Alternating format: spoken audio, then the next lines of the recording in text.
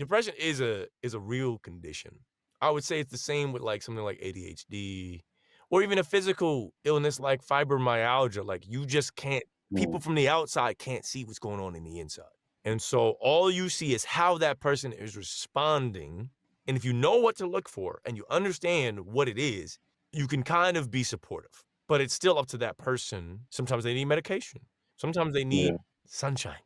Sometimes they need just people around them. And they may be a rainy cloud in that room, but those Mm. people are what keeps them alive.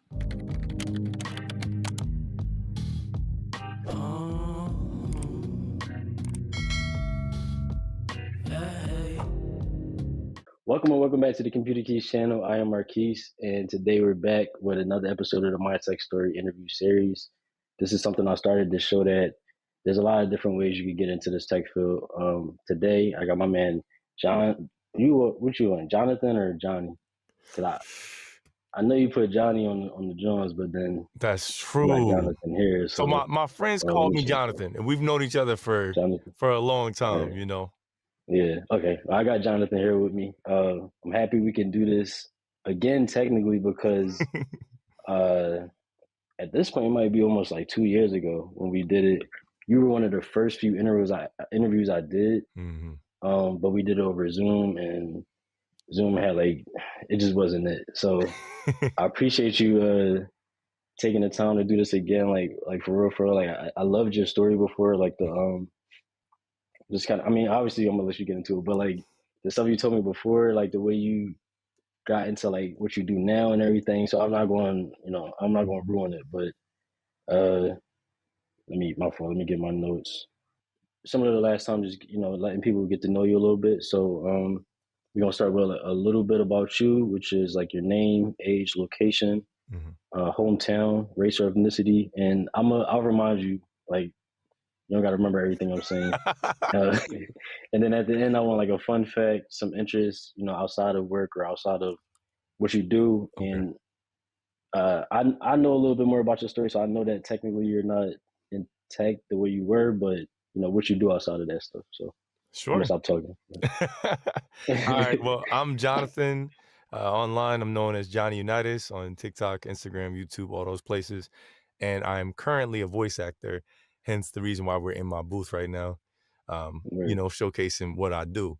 But like Keith said, I do have a background in tech. We went to college together at East Stroudsburg Hmm. University, graduated now, coming up. I graduated, I was class of 2017. Yeah, me too. So yeah, like We the same year. it's 8 years now since we've Yeah, been out of there. And yeah, yeah, I worked in the tech field as a developer for a brief period of time, a couple of years. And I realized that the skills of logic and problem solving are valuable in everything that we do. No matter yeah, what job I've had since then, I've always used those skills. And honestly, I'm still on a computer every day, and having tech hmm, skills and a tech background has enabled me to kind of set myself above other people in my field because they may be right, performers, but they may not know the tech. They may not, or they right, might know tech, but they may not be a performer. So having yeah, both together allows me to have a really unique niche in what I do. Um, Currently, I'm a voice actor. I'm an audiobook narrator.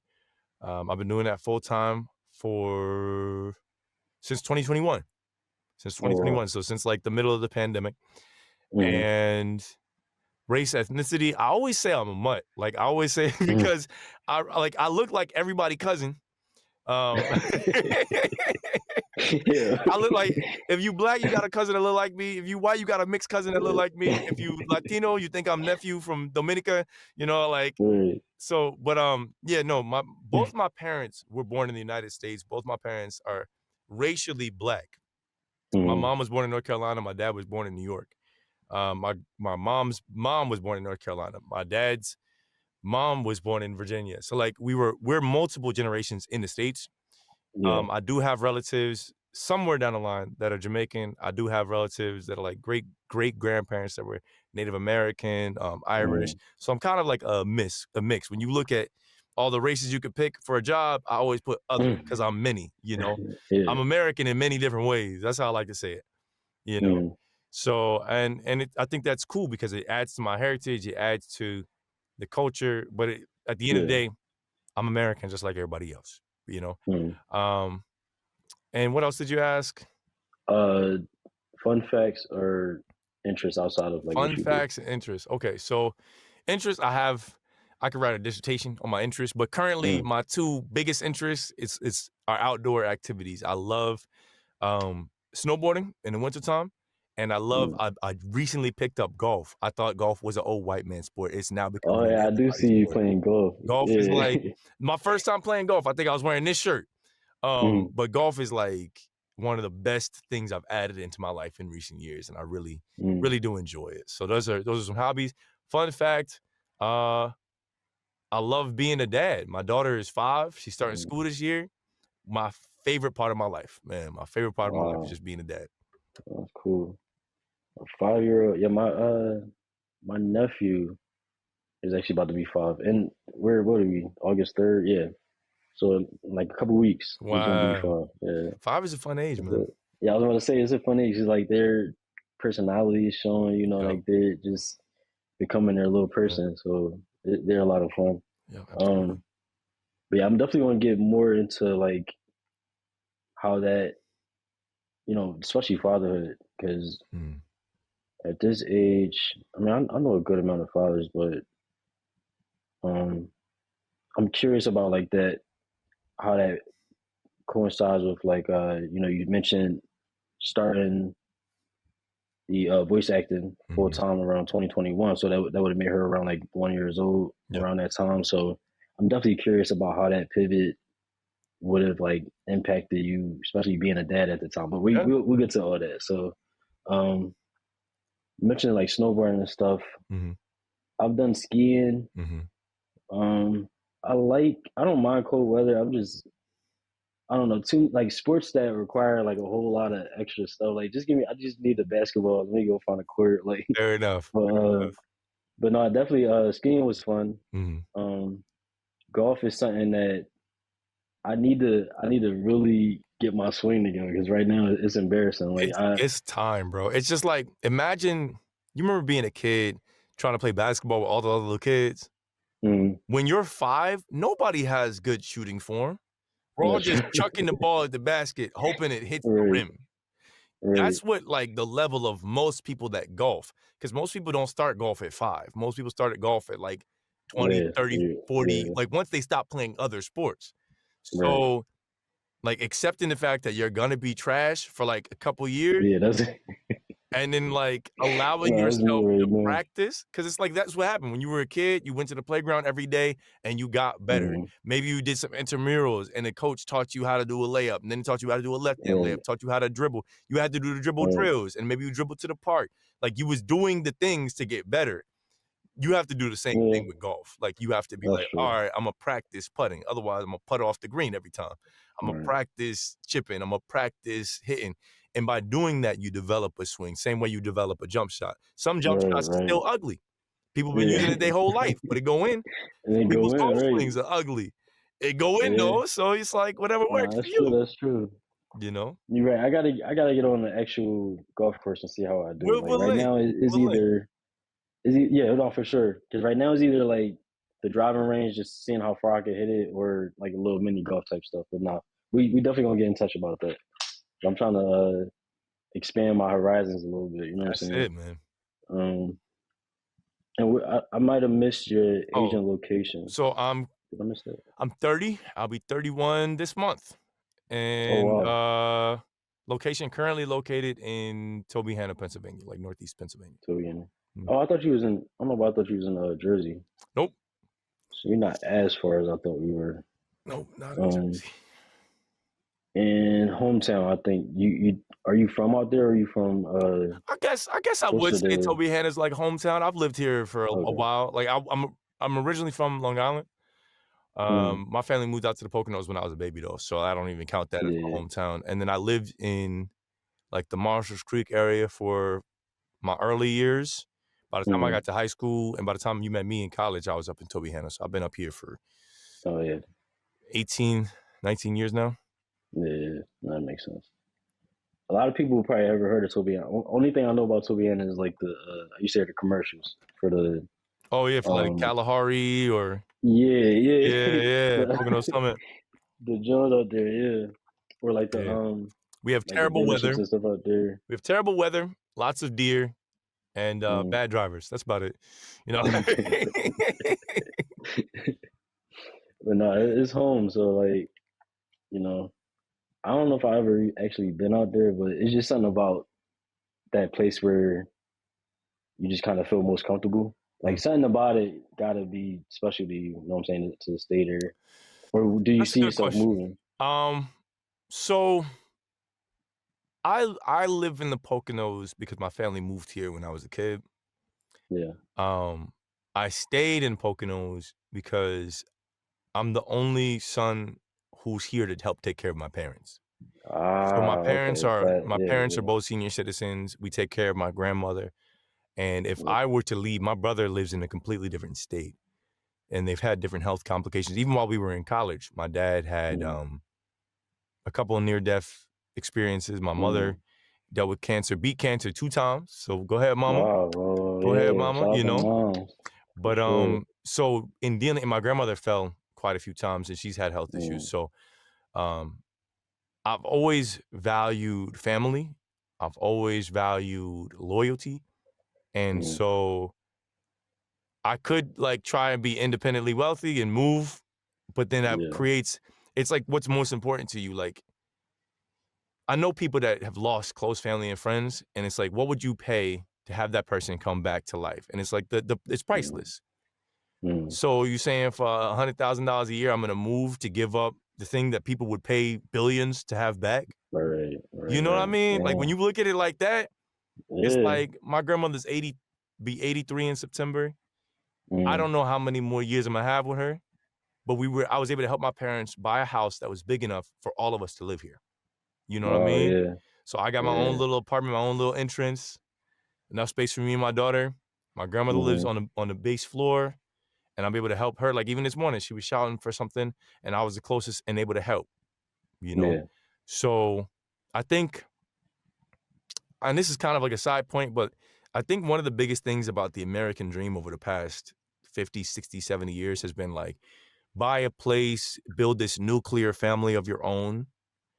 And the reality is, human beings thrive with multi generational households. If you look at a Mm, lot of immigrant families, they got grandma, grandpa living in the house, they got the yeah, parents living in the house, maybe uncle, auntie living in the house, they got all the kids living yeah. in the house until they're starting a full family. You know what I mean? And they need Mm-hmm. to leave, they stay, they all pool their money, they all pay the house off, so they own something, you know, Yeah, and that's not taught as much in our culture as Black people, yeah. as See. American Black people, I should say, because in African cultures they do, Yeah, no, that's true. That's a and good point. even in That's a the very good point. islanders like Jamaicans, they be Yeah, doing that. They come here, you're a right. bunch of them will work, and then they'll buy a place together and live. And like Latinos do it, the Asian people do it, Jewish people get their own communities.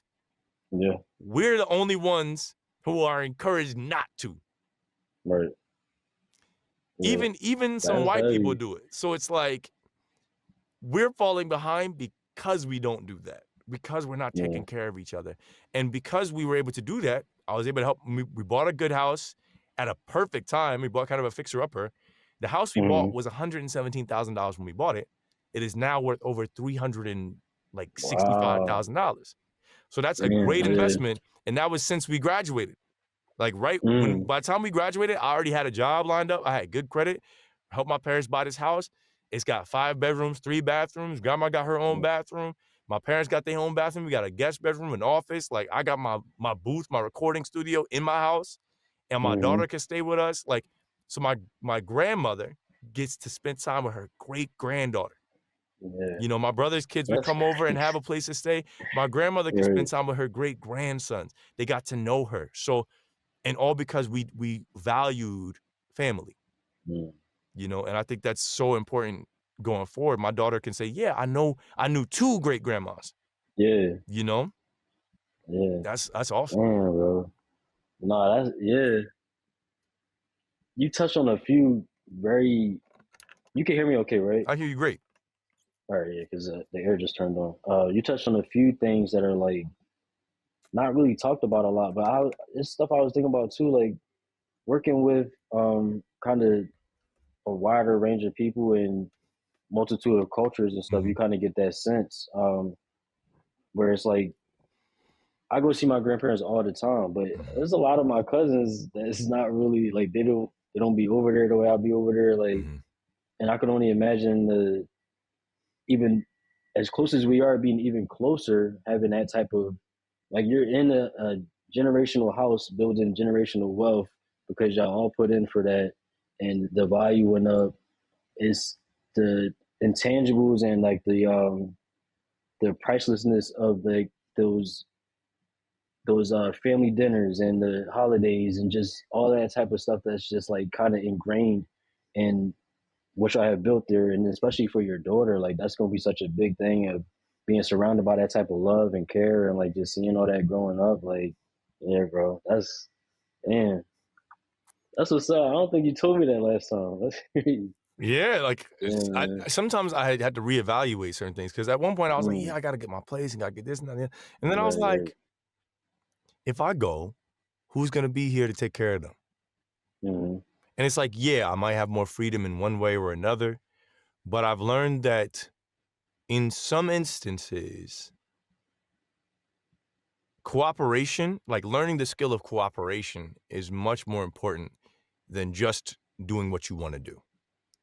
Learning the mm, skill of collaboration, cooperation, putting up with other people, because that's life in general. You have to be able to put up with other people. When you work right. at any environment, you have to be able, so the better you are at that, the better you will be in any work environment. Mm, And if every that's time you true. deal with conflict, your way of dealing with it is just avoiding it, you will never resolve problems. Mm, And so you'll just respect. hop away, keep avoiding it, keep avoiding it. Eventually, you're gonna hit a wall. Yeah. And because you're not practiced in conflict resolution, you will not be able to handle that scenario, Mm, you know? So it's like that's damn, bro. I had to humble myself. I had to eat a whole Mm, big piece of humble pie, you know, but it's beneficial for both of us. Cause like, for example, mm, as a voice actor, I'm an actor. So work comes and goes for actors. It's not always there. I have mm. access to more work than a stage actor because I don't have to physically be present. I could Right. do Yeah, you don't multiple know. Yeah. jobs within a week. I don't have to be rehearsed and be on, and you know what I mean? I don't have to dedicate the time the same way. Mm, And I don't have to be on set and all day like an actor on TV or a movie. So I'm able to right. access more work because I work from home. But sometimes work is slow. Sometimes they want a different style of voice than I have, you know? Mm, If they want like a Kevin Hart-esque voice, my voice isn't in right. that realm. If they want Right. somebody that sounds like, I don't know, like Ray Liotta or like some random actor, they're just not gonna choose me. It doesn't matter how good I Mm, am. If they want yeah. a Viola Davis, I'm just not the right gender. You know what I mean? Like, Yeah. so there are times where there's a need for someone like me, Mm, and then other times I'm competing with other people that are just as good, if not better. For example, mm, there's a gentleman, his name is Gabe Kunda. He actually recently just did an interview too. It's posted on YouTube somewhere. mm, Gabe Kunda, everyone in America has heard his voice, whether they want to or not. Gabe Kunda does almost every Disney movie, animated movie, all the Avengers movies, almost all of the Hulu like promo big movies and stuff. Gabe is the voice that you're hearing saying, coming soon to theaters, rated PG-13, blah, blah, blah, blah. You're hearing Gabe Kunda. mm. That's him. That's crazy. He's got a great contract with Atlas Talent. He's one of the best in the industry. Gabe and I are the same age. We're both 31. Oh If wow. I'm like, and fortunately, I don't have to compete with him that much, but it's because I'm non-union, he's union, so we can't do the same jobs.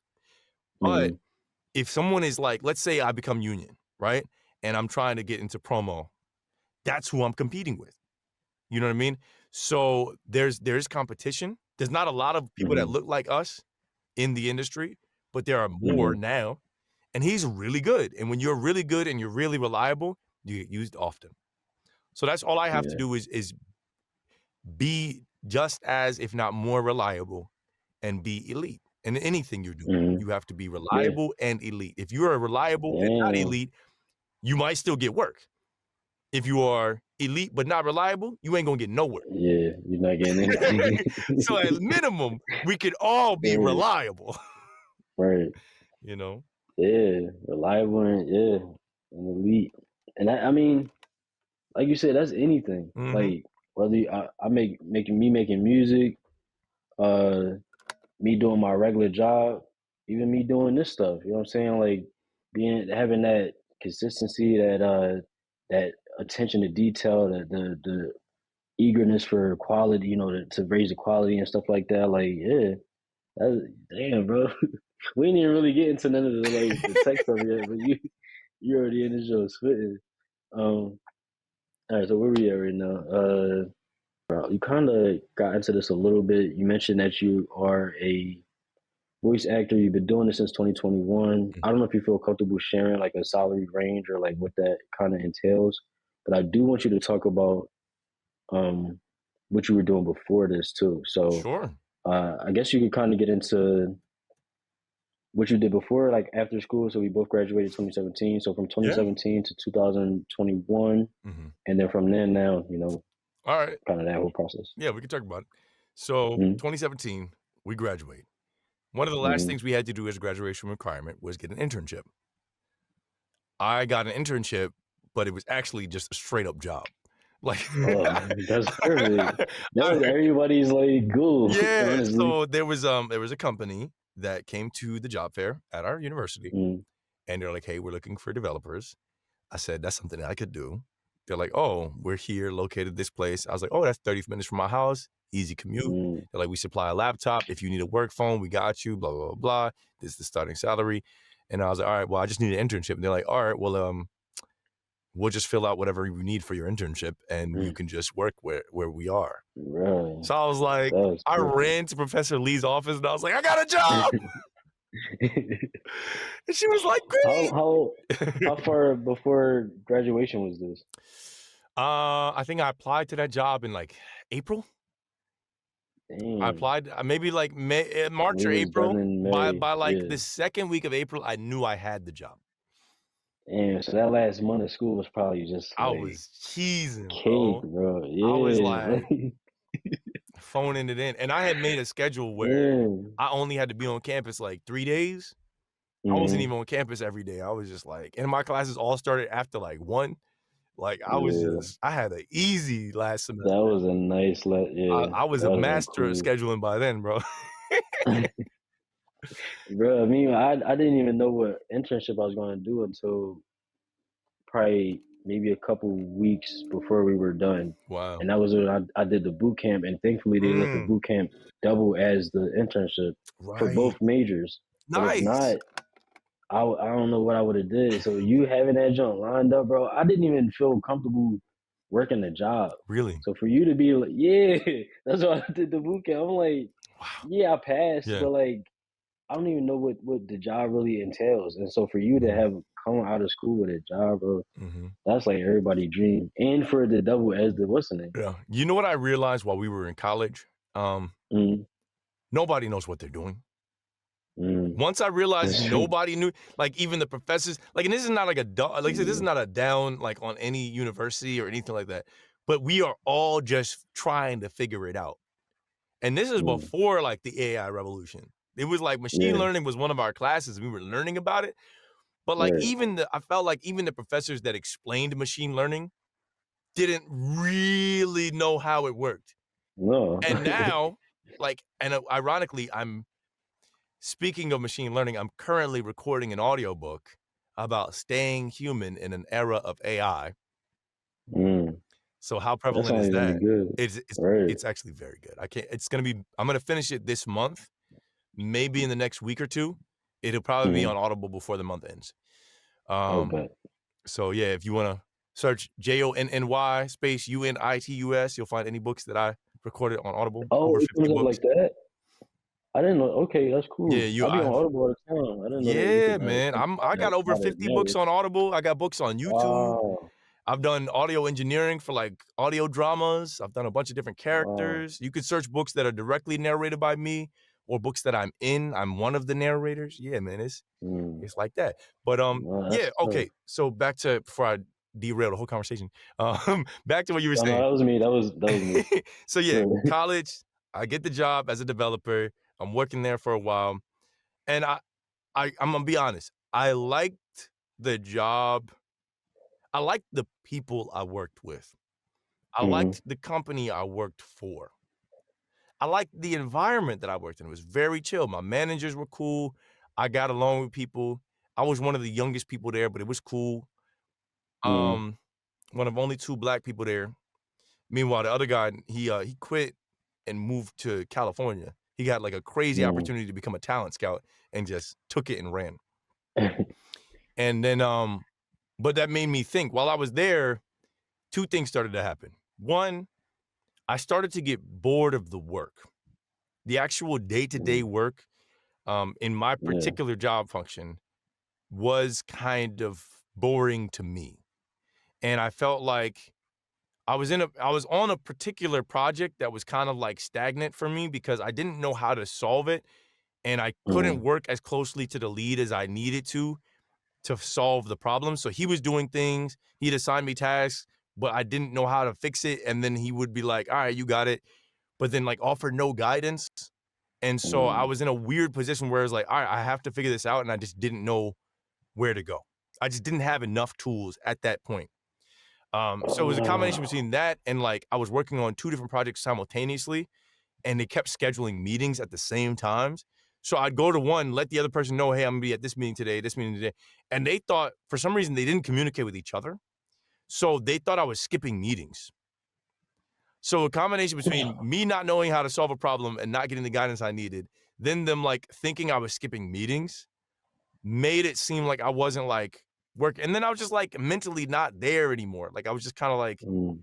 I was just losing what I thought I wanted in work. I thought I wanted that. And then I had to reevaluate. So what happened was basically that like kind of compounded into like a miscommunication that led to me getting some warnings. And they're like, hey, you're not doing the work, blah, blah, blah. And I was just like, I'm trying to explain the situation, but it just doesn't work. So they're Hmm. like, we're going to have to let you go. I was like, okay. I got up, grabbed my stuff. None of the coworkers knew I got fired because it was so quiet. They like pulled me into another room. They're like, all right, we're going to have to let you go. And I knew they liked me because even the HR was like, "Hey, I'll help you do your resume so you can get another job." And I really, when I had that conversation with her, I was like, in the back of my mind, I was like, "Do I really want to keep doing this?" Hmm. As much as I know that I can do tech, and I'm good at the math, and I'm good at the logic, and I can program. Am I programming because I want to program and this is what I'm supposed to do? Or am I programming because I was really good at it in high school and I had opportunities to do stuff because of it? And it's not always the same. Like, that doesn't mean just because you're good at something. I saw a post the other day, Yeah. and it said it perfectly. This guy took a water bottle, one of those Life water bottles, and screwed it into a light bulb. Oh, I think I've seen it. Yeah. No, go ahead. And Keep it going. Keep said, going. just because you fit in doesn't mean you belong. And Yeah. I was like, that's what I've been trying to say for the Yeah. past 8 years. I couldn't figure it out. But that's exactly how I felt. I fit in, Mm. kind of, but that getting Kinda. fired there gave me Yeah. a moment to recognize, like, is this where I'm really supposed to be? Is this something that I'm passionate about? Is this something like, is working in this field what I cared about, or is it what I was working on that I enjoyed? Damn. And when I was Yeah. in high school learning Java and whatever, because I skipped some of the beginner classes when we were in college because I was so good at Java and because I learned C++ early, I was Mhm. making things I really liked. And once I started working in the field, I hadn't made anything that I cared about. I'm glad you said that because Yeah. you touched on a lot, and my fault. I got it. I'm trying to like run back a few questions, but Mhm. I think my main question is kind of along those same lines. Do you think that if the work was more fulfilling, you would have been more inclined to want to continue doing it? Yeah. Yeah, Yeah. for sure. I think that if what I Okay. was So, working on was something that I, like, enjoyed making, or at least that the purpose was bigger than myself, You know what I mean? Because it was like I'm working on the back end of some banking software, or I'm doing the helping with the front end of some web page on a form, and it's like Yeah. I don't care. Mm. I don't. But if I'm Yeah. making, if I know I'm making like software that's gonna help people with their medication, or if I'm making something, it's like it was all like, for lack of a better term, it was all like corporate mumbo jumbo. Like, oh, we want this workflow Mm. to do this and to do that, Yeah. modify it and do this, make sure that the program does that and that. And it's like, all right, cool. I understand why you need it because it'll make you millions of dollars. But I'm not thinking at the end, like, oh, this is going to save you guys millions of dollars, which will increase the profits of your company, which may lead to raises for like 12,000 people. That's not how it works. Mm. That's not how it works. It increases the profit margin, and then the CEOs and whatever get bonuses because they have an Yeah. increased profit margin. Right. So I don't, Right. not only from a, not say I'm not an anti-capitalist or anything like that, but it's like I don't care about your bottom line like that. And what I'm making is not that influential, and my role in it is not that important. Not that I have to be the most important thing, but it's just Mm. like, bro, you want to move this portion of the workflow to that portion, and then you're like mad that it doesn't work the way it used to. But you asked me Right. to change it, and now I gotta change it back to Right. make it. It was, I felt like I was working in circles. So I was getting bored, mentally not clocked in. That reflected in my work. They let me go. That firing was the most important firing in my life because I needed that to light a fire under me to make me change. If Right. I had, let's say I didn't get fired. Let's say I made the adjustments, I figured it out, stayed at that job, right?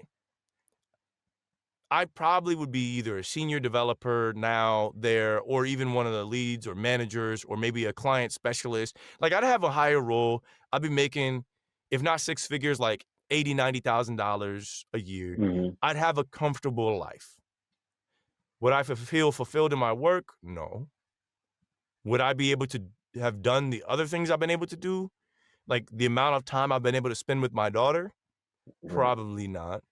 The amount of time I've been able to help with my family when people were sick? Probably not. Mm. Um, the freedom I've had to be able to put into my volunteer work, especially more recently, I've been volunteering more.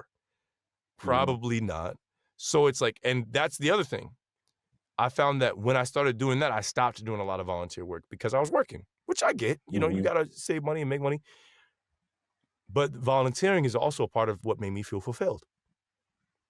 And it's like, if you don't do the things that make you feel fulfilled, you don't have to, your work doesn't have to be the thing that fulfills you. But if you don't Yeah. do the things that make you feel fulfilled, you will feel empty.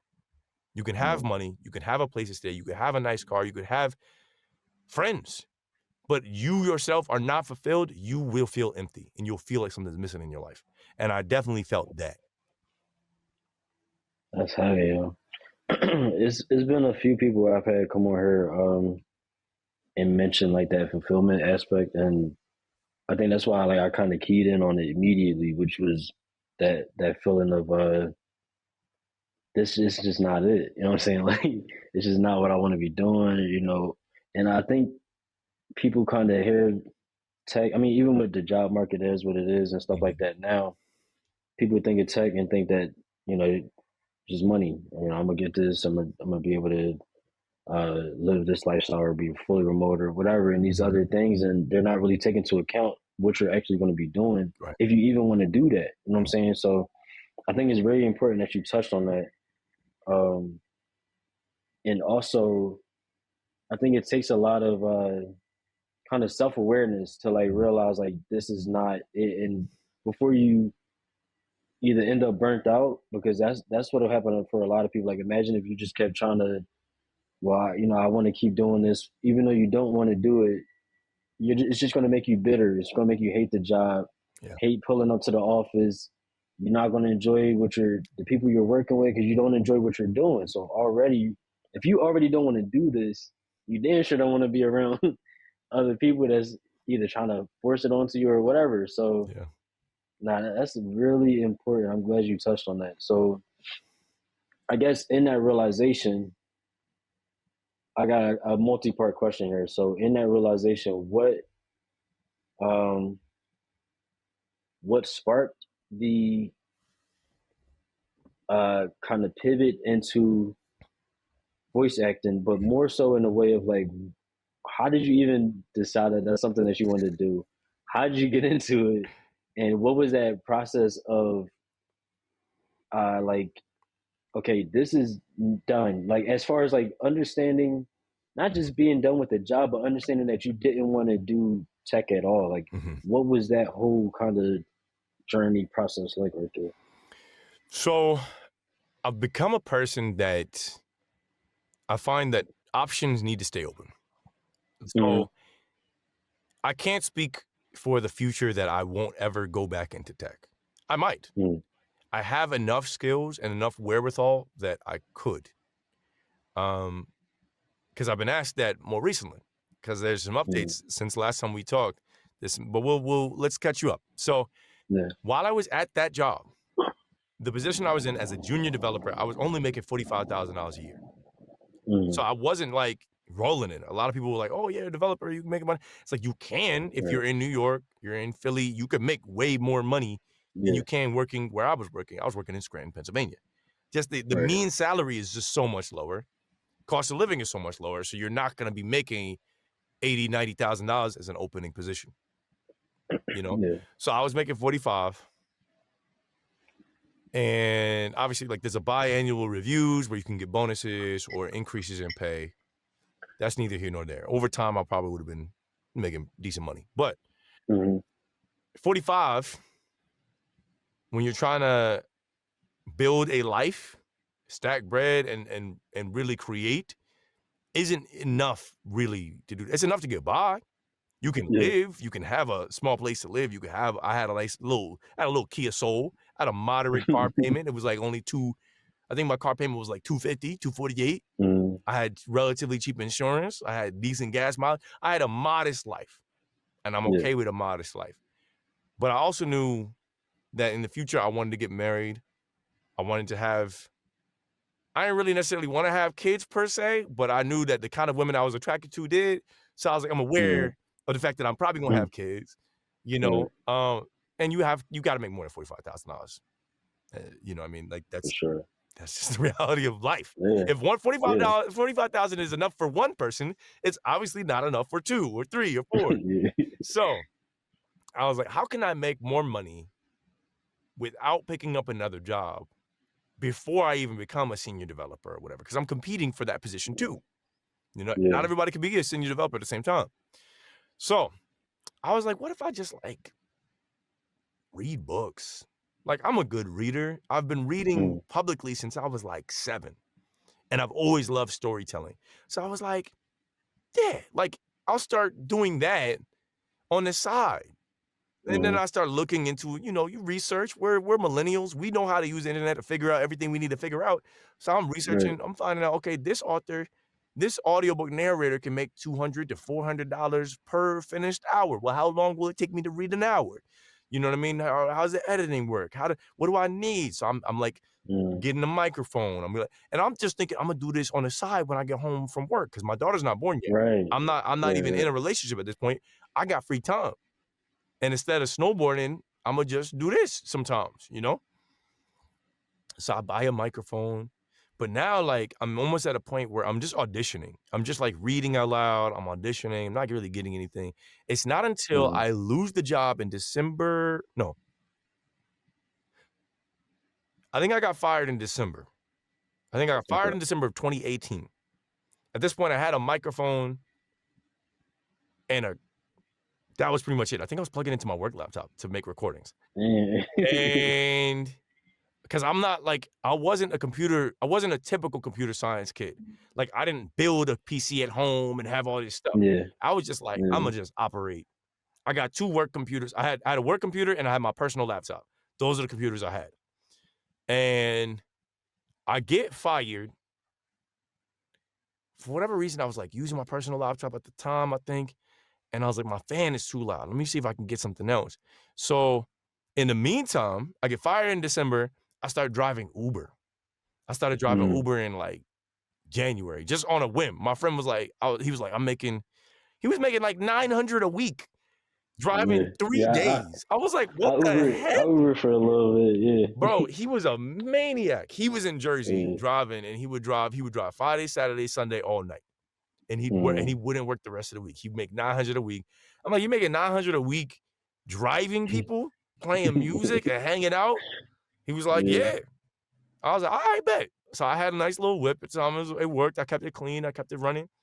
So I drove Uber for like full time for like 5 months, because I could work it when I wanted. Yeah. As much as I wanted or as little as I wanted. If I wanted to go to Philly and drive, I would drive in Philly and spend time with my nephews or whatever. So I was just doing what I wanted. But then I realized, like, I'm putting so much wear and tear on my car. I'm exhausted because I was working 7 days a week. I'm trying to stack bread, bro. You gotta work. We gotta I used work. to do it every day. And I had some debt. I was like, my bills ain't going away.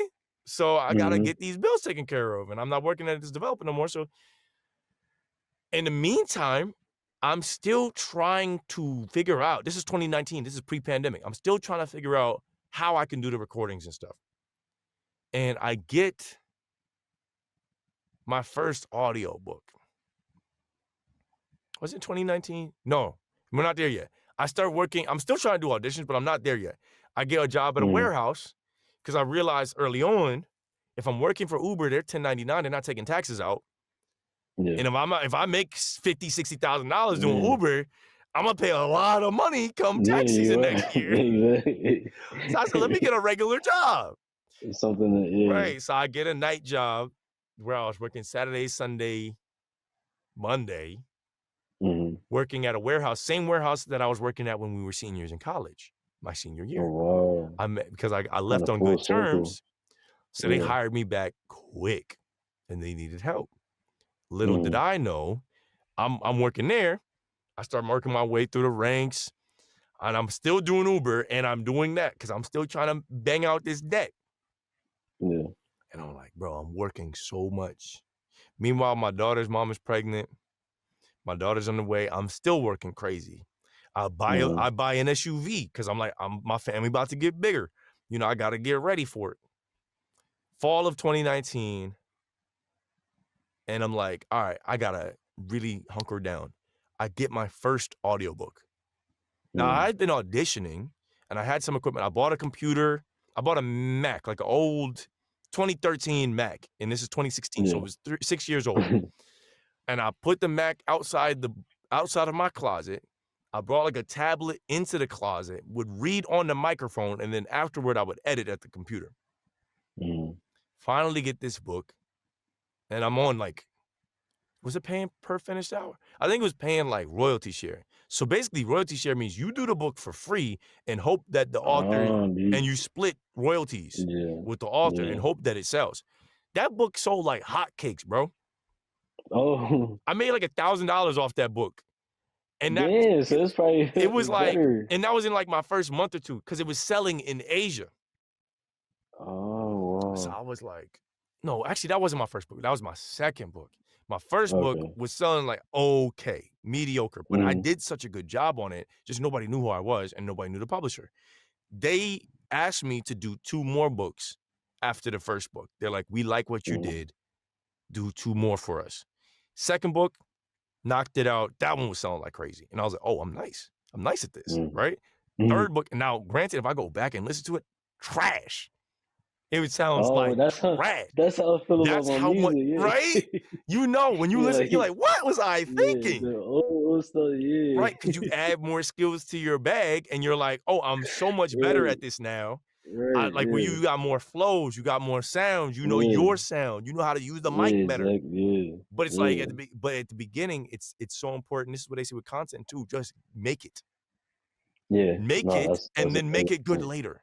And then make so that's where I was. 20. So that's started the pandemic now. Now we're at the beginning of 2020. And I'm like, audiobooks are great. I've done 5 of them at this point. And they were all released on Audible. I think those first few were under my real name. Low key. And then I realized like I'm gonna do a wider array. And I don't want people to judge me based on what I look like. Oh, I see. I don't want people to be like, oh, this guy is. So I said, I'm going to use a different name just so I can use to anything. I can be anybody. Right.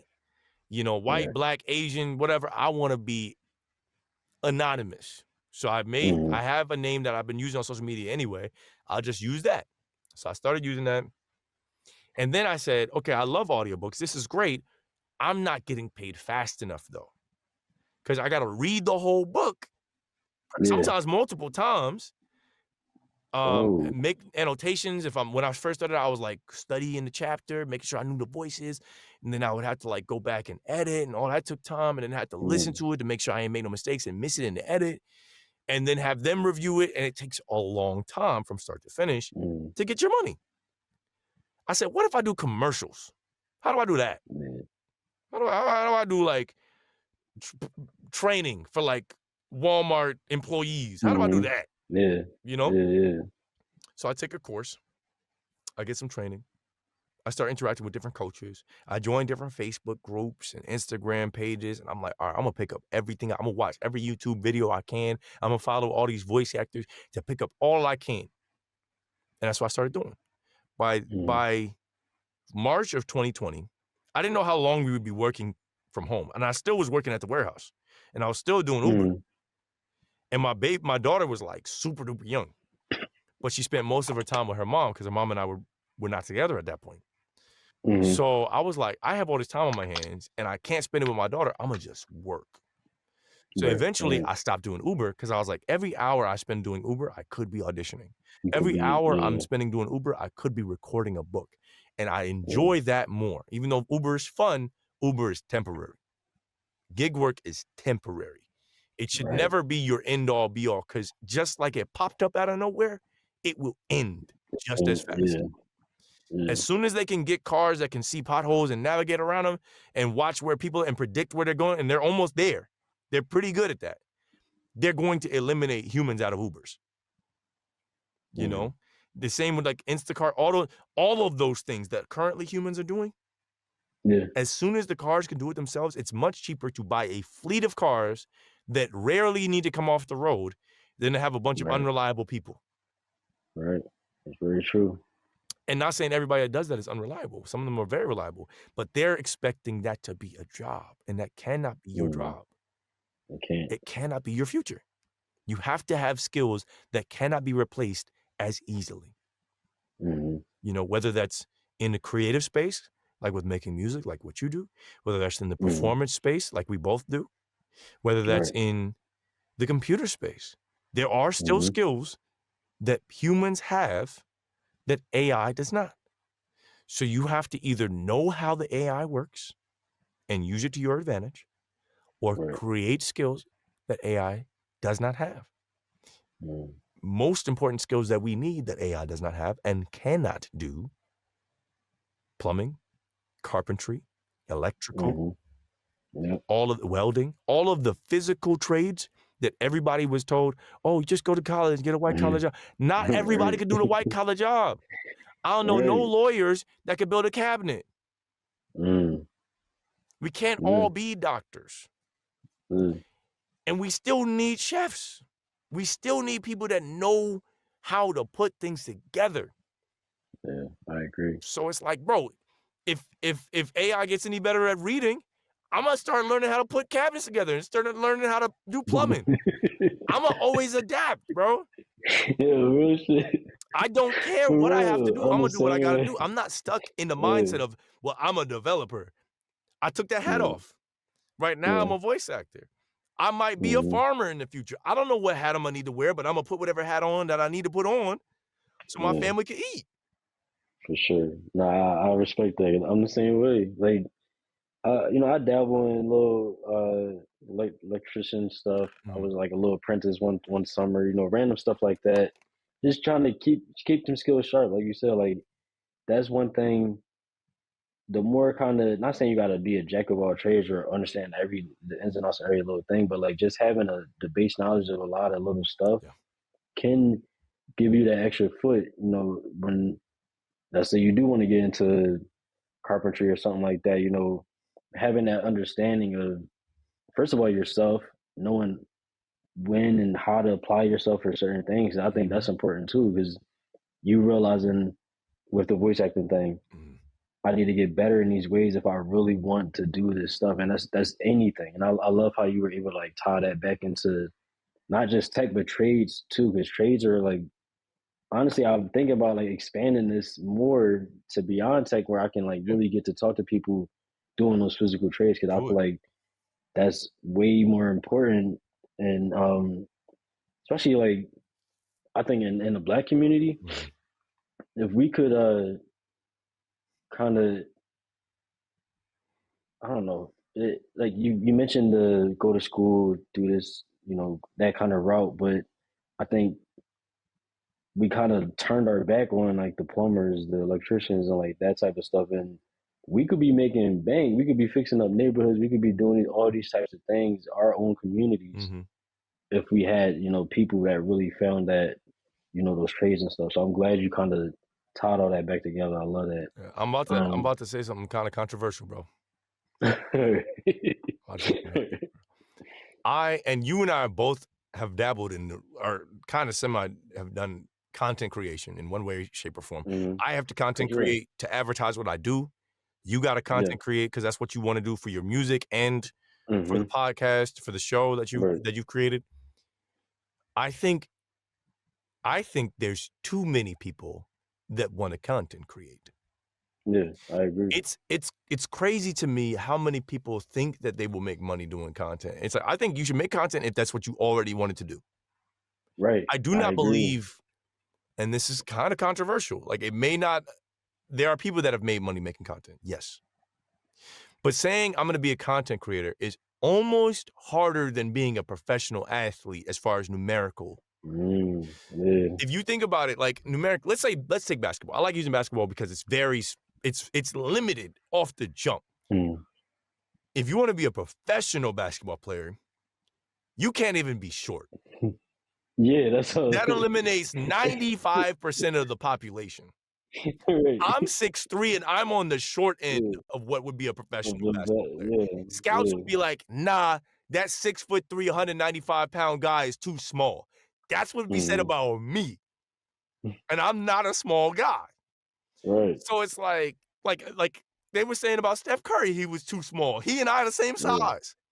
You Yeah. know what I mean? Like, so it's Yeah. like you gotta be big, fast, Mhm. coordinated, skilled at the sport of basketball to Right. the point where you can beat most people you will ever encounter. Coachable Mhm. and have the right mindset that once you get there, you aren't the man. Mm. Most players in the NBA are really good and were the man on most of their teams On that, until they got to the NBA. yep. And then they're like Draymond Green used to get buckets. Yeah, in high school, Defensive yeah. defensive mastermind Draymond Green used to be an Right. offensive powerhouse. Patrick Beverly, I think he scored like Pat Bev, I was about to 47 say Pat Bev, in a yeah. college game. Like, boy Yeah, was he getting said buckets. Was he? Defensive right, specialist. So you're not right. the man when you get to the NBA, right? There's 450 or so active NBA players. I think they Mhm. said in all of history, there's only like 1,300 people that have ever played in the NBA. Yeah. You know what I mean? Maybe like 2,000 out of all the people No, since the it's low. 50s. Yeah. So if you think about that, right? That's how hard it is to get into the NBA. The biggest difference between that and being a streamer or a YouTuber is that there is no size requirement. There is Mhm. no language requirement. There is no Right. location requirement. So you are competing with almost 7 to 8 billion other people that could be a content creator. Right. Because anybody is, you Yeah. got access to the internet and the camera. The You know what I'm only, saying? yeah, like anybody. And it's like, could you have predicted that somebody like Kabi Lame would become one of the biggest content creators on the planet when my man, all he did was, Right, just plenty of stuff, yeah. or Bella Porch, where all she did was like a video with singing a song and moving her face Right, and being cute. right, It's like right. people would rather watch Bella Porch than us have an important conversation. That's true. That's very true. People would rather watch Kabi Lame than me teaching somebody how to record an audiobook the right way. That's true. So it's like you either got to be more entertaining than who people are already watching, And Mm-hmm. no matter what I do, I don't think I could be more entertaining than Kai Cenat. Right. And most Me of Kai Cenat's stream is boring. He has moments that are interesting, and those neither. get blown up. But the majority of it is him sitting in front of the computer talking to chat. Yeah. And yet he's still got 100,000 subscribers at one given time. You know what I mean? Like, Mm. so, and it's like people are entering the space and they're like, well, Kai did it. It's like Kai is special. Yeah. They don't understand like what Kai is doing and how much effort he puts in. They think they can Mm-hmm. just sit in front of their computer and play games and people will watch. And it's like, that's not how Yeah. it works. It's a Yeah. full-time, it's like for Kai spent a month on stream live. Most people can't give up that much privacy. You got to give up so much to do that. Yeah. And it's like, Yeah. are you willing to make the sacrifices to do what he's doing? No. So then you're not going to have the same success. Right.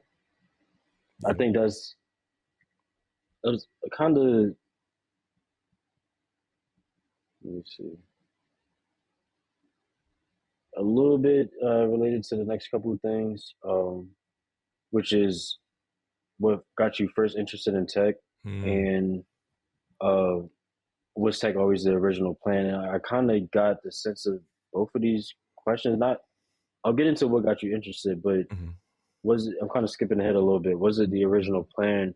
It sounds like it was the plan because that's what you were good at Yeah. early. Like you realized early that you kind of were good at that, and I think um, it kind of ties into what you were just saying because you can be good at something and not feel fulfilled at it, or you can do something because you think it's going to give you money or you'll get something out of it, Yeah. and not realize the amount of work that goes into it. I think you get two sides of anything, but like especially in creative stuff and especially in like applying yourself to a trade or something like that. Um, so yeah, it's like that kind of, when you were thinking about tech, was it because you were good at it, or was it because you saw the benefits of it? Like what was that? Both. So shout out Mr. L. Mr. Luciano was one of my Mm. high school teachers, and a lot of our classmates actually had Mr. L from our year, the year before us, and the year after. Oh And wow. Mr. L was a great teacher. I took his class. First class I ever had with him, I took it because I didn't want to take like the typical computers and their uses class. They were like, you got to take a computer class in my high school. And it was like, you could either take computers and their uses. And my one friend was like, yo, take intro to Java. I didn't know what Java was. I didn't even have my own computer, bro. I was just like, oh, I don't have to take that stupid typing class? Cool. Right. I'm going to take that class. It was a programming class, obviously. Mm-hmm. And I was good at it. I was actually, because my brain is very logical. I'm very Right. problem-oriented. I'm very solve problem-oriented, and I Yeah. think outside the box. So Intro to Java was like, it felt like the perfect class. And Mr. L was such a good teacher. And he would do like magic tricks, and he would let us, he's like basically, he would give us assignments, but I would always finish them early. And I was like, Mr. O, since we're on the computer, can I listen to music? He's like, if you program a music app. So I programmed a music app. I programmed an app where I could put music into it, and I would have an animation play with each song, and the animation would change. And I had little sprite characters that would dance. Oh no, you good now? Worked? Yes. Yeah, you good now. Bet. Ask that question again. We had a little technical difficulties. We are around.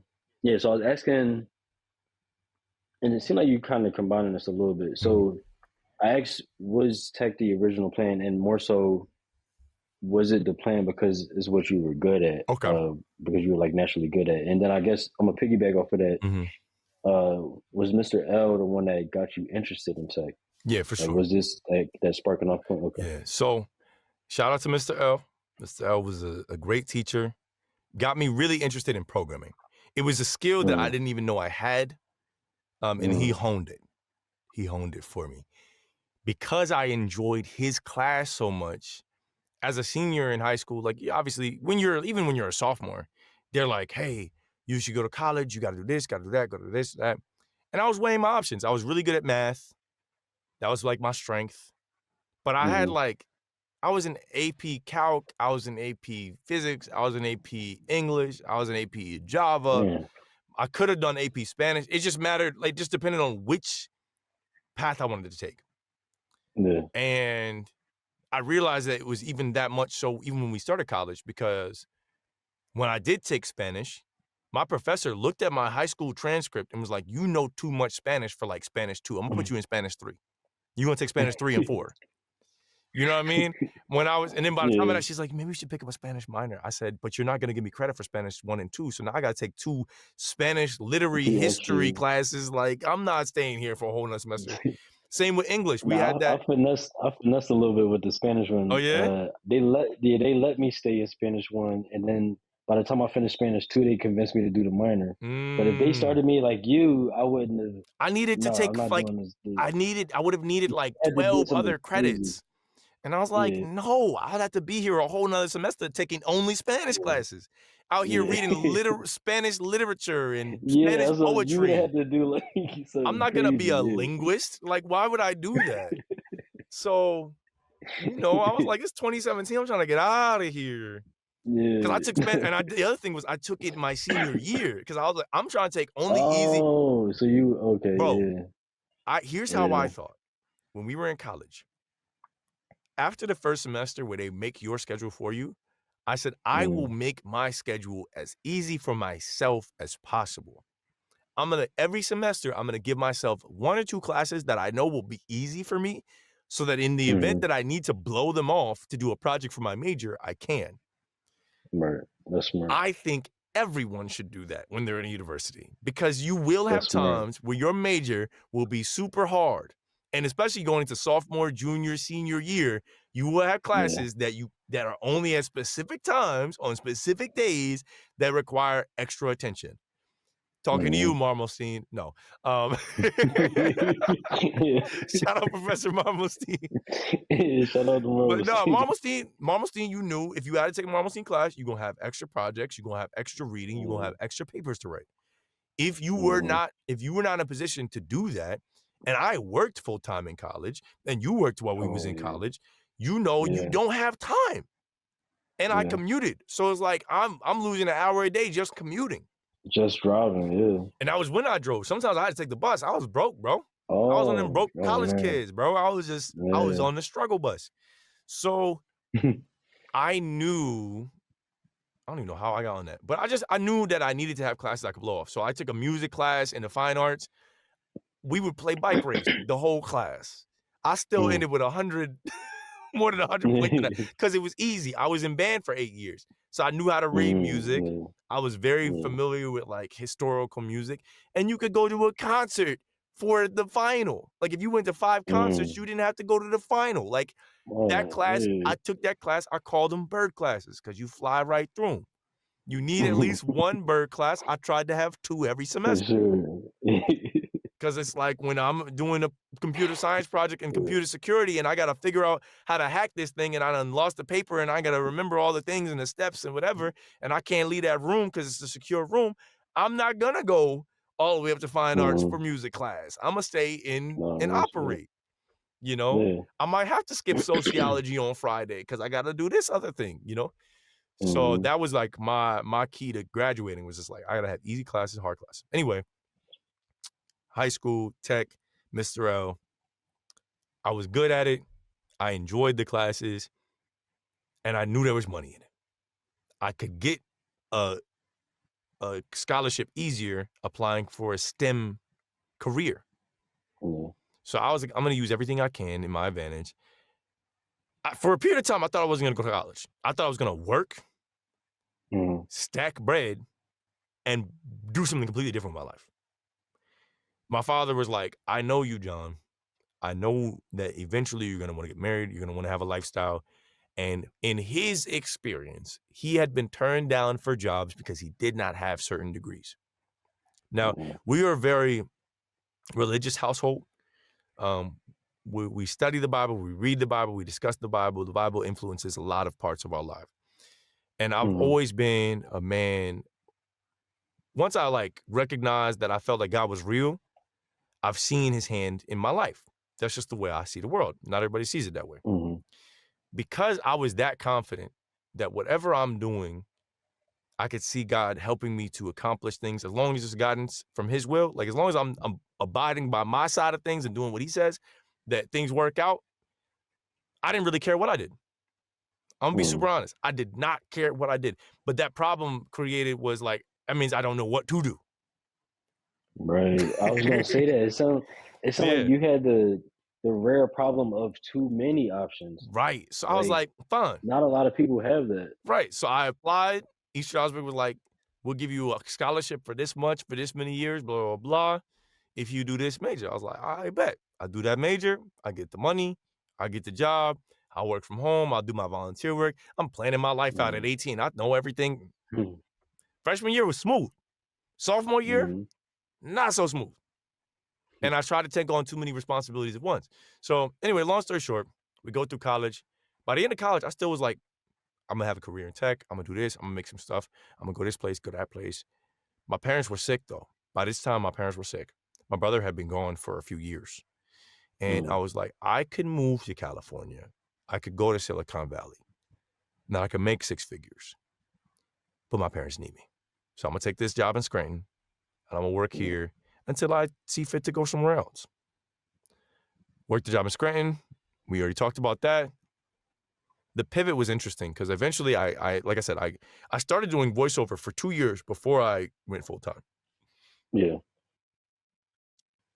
Warehouse, voiceover, same time. At one point, I'm working 40, 50, 60 hours in the warehouse, and I was making just as much working 20 hours doing voiceover because I was doing that much voice work. I just had so much voice work where I was doing like little jobs for these small clients, and I was doing bigger jobs, and I was doing audiobooks, and I would just work. I was grinding out work. That's my whole life was just work for myself, work at the job, work for myself. Work. Something had to give. My daughter was about to be, was 1.5. I really couldn't spend as much time with her as I wanted to. And I remember talking to my manager and I was like, listen, boss, you work this job. You're a fire chief. You do this, you do that. You got kids and a family. How do you manage it all? How do you wear so many hats? And he said, John, I have to give up something. I have to sacrifice something. And he said, I'm gonna be honest, the first few years of my son's life, I didn't really spend with him. And he said, I'm feeling the effects of that now. His son was like 13 now. He said, I'm feeling the effects of that now. That's all he had to say. I was like, ain't no way. This is the first girl born in my family in 4 generations. Ain't no way I'm not spending time with my daughter. For work? For work? With a bunch of people I don't really care about anyway? And I can pay for my bills and do what I need to do? As long as I'm doing what I'm supposed to do, I've seen God's hand in my life. Okay. I knew what I had to do. It's that if I'm making, with half the amount of time, I'm making the same amount of money doing this versus that, and I enjoy it, and I ain't got to worry about managers over my head doing this and that and the other, trying to, and I was a trainer, and I felt like I was battling managers. I felt like I was battling employees because it was just like back and forth. I was like, I ain't doing this. And it's a pandemic still. All I need is for one of these fools to call for me wrong. You know what I mean? I'm gonna go home. I'm gonna go read books. You're gonna hear me on TV. That's what you're gonna do. So I quit. Worked.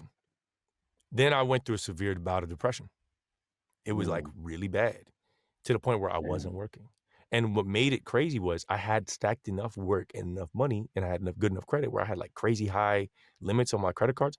I stopped working for like months and I just gamed during the pandemic. It was so unhealthy, bro. And I was like, I still wasn't able to spend as much time with my daughter as I wanted. So like I was just in a really unhealthy place. I lost weight. I was like 30 pounds lighter than I am right now. And I'm a pretty thin dude. I was like, I wake up, game, do nothing. Maybe occasionally read something. I was terrible. And it got to the point where my parents was like, are you, like mentally, are you okay? Do you need to like, you need to just get out the house. You need to just go somewhere, do something. And it was like, they basically made me get another job just so it would make me get out of the house. But I needed to do that. I was about to say, do you think that it was the I think it was Combination like the stagnation, because so it's not like you didn't have work, yeah. so you. I got lazy. I got lazy Oh, okay. because I was good. This is why I said about like being elite and reliable. I got Mm, so good at what I was doing and the way I did it that I had clients that would give me work continually. But I stopped auditioning for new work. If you stop yeah, auditioning for new work, you cannot bring on new clients. And if at any point you get sick and you can't work, like, I don't know, you get COVID-19 and you can't read because you can't breathe, right, you start losing work and you haven't been building up mm, new work. right. So what ended up happening was I started to lose work now. So now I'm on the other end. I have one Mm, thing to do and no one's hiring me to do it. yeah, And I'm depressed and I'm not working and I lost weight. I don't feel myself. My hair got mad long. My beard was getting long. Everybody was like, "Are you a hobo? Like, what the heck is going on yeah. with you, dog?" I get a job. My friend was an HR manager at a warehouse near here. I get a job just to get out of the house. One of Mm, the best things I did at that time, mm, I needed human interaction. Going through the pandemic, working for myself, and I bought this booth down the time. I had money, like I bought booths and I bought equipment. I was playing mm, games, but social interaction on the game did not equate to what I needed as a person who is generally extroverted. I needed yeah, real people around me. So just working out of the house reminded me, one, I hated warehouse work. Two, mm, it kind of lit a fire under me so that every day I was like, all right, I'm gonna just audition every day. yeah. What harm is that? I still have That's a good, couple and of then it clients. keeps it fresh. I had to do something. And while I was Yeah. there, I met a really good friend. Like we're still friends to this day. I still text him. He just had his second daughter. Or Mm, third daughter. mm, And we're great friends. Like if I hadn't gotten that job, wouldn't have made that friend. A few friends, a few people that are in my life now because of that job. And it's like, all right, if I had been on things and not gone through the depression, maybe I would have been making more money doing it in a different place in my career. But it's like you can't live that place. You can't live in the past. yeah, I'm thankful yeah, that my family saw that I had a need and pushed right, me to go and do it. After a right, period of time, I think I was at that job 8-10 months. I started making money again. I ain't need that job no more. Bye. I didn't want to be here. mm, I just needed you to kickstart me, kick me in the butt so I can get out of here. yeah, Worked that job, but I still needed something to offset taxes. So I was like, now I don't need as much money. Started working at Dick's Sporting Goods to work on my golf game. Get out the house because I mm, realized, okay, still have the need to be around people mm, to balance out all the work I spend in here. When I'm yeah, doing books and yeah, stuff, I'm still in here. So I need to get out. So I yeah, worked at Dick's Sporting Goods for like about a year. And I did that part-time while I'm still doing voiceover, still doing whatever. If things got slow, I did a little Uber. If I needed to work more hours at the job, I did more hours. I just didn't want to take mm, on a role of responsibility anymore. I just needed to right, get out of the house and do something so I could be around people. So I yeah, now, to offset my taxes, I'll take on a job where I can work with people, either customer service, whatever, and meet people, but still and meet that need I have to be around people, yeah, and then I still yeah, record. So right, now, quit Dick's last year, this year, just picked up a job at a hotel, nice hotel near mm, my house, and now I'm front desk. So I get to interact with people every day. mm, I'm there 3 mm, days a week. After my 8-hour shift, I record. When I'm with my mm, daughter, we get to spend our time together. When on the weekends, I got a chance to go out to eat with my friends. Now I came home today before we got on, I recorded. mm, So I'm learning myself and my needs as a person mm, and still trying to balance out. And it's like, that's what we're all trying to do. You're yeah, in life to learn. I saw a quote this week that said, you're not in life for other people to understand you. You're in life for you to understand yourself. right, And now knowing, okay, I so, have a need to be around people. I volunteer. I spend time with my daughter. We go visit friends and family. I call people. When I miss them, I call them. I don't text. I call, mm, hey, how are you doing? I miss you. Even if I got to leave a voicemail, I'm letting them know that I miss them because I realize I need to interact. And then I yeah, go in my own little world and I read my stories. I'm on a new YouTube channel called Starbound HFY. I'm one of the narrators on that. and I'm Oh, enjoying that's that. cool. Those are really cool Mm. stories, and they pump out like 3-4 YouTube videos a day. So, and they Dang. got like really interesting, captivating stories that are like science, sci-fi, humans Mm-hmm. battling aliens, stuff like that. That's really fun. I get to do that every day, and they let me do as many videos as I want. Oh, wow. That's Yeah. awesome. I'm still right now. I'm recording 4 audiobooks. Mm. I got one on. This one's really interesting. So I just did one. This is about. I just finished it this weekend. It was called "Black Republican Born in Mississippi in the 1950s." That's the title. That's the title. I think it's a working title. I would change it if it, Mm. personally, if it was me, I would call Yeah. it "The Unpopular Opinion."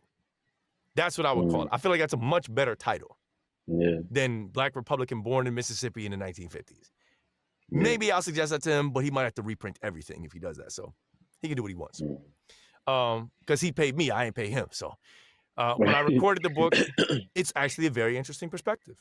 He has an interesting perspective on DEI. He has a really interesting perspective on the needs for affirmative action. Mm. An interesting perspective on the president and his presidency. Like, it was a very fascinating book written by a very interesting man who had a particular experience in life. So I Mm. appreciate perspectives that aren't my own because I learn from them.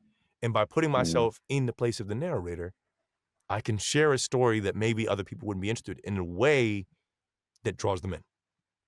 Yeah. Very interesting. On the other end of things, I'm recording a book from the perspective of a Palestinian Mm. who his grandfather experienced being removed from Israel, from like that area, and then Mm. their family removed from Palestine, and what it's like in the Wadi, what it's like in the West Bank. So Mm. that's a memoir that I get to read, and I'm reading it from Yeah. his perspective. Another book I'm reading is how young people can manage their finances using budgeting. So not Mm. only do I read these books, I learn from them. You learn this stuff, yeah. So it's like, it's a win-win. I'm getting paid to Mm. learn. All right now.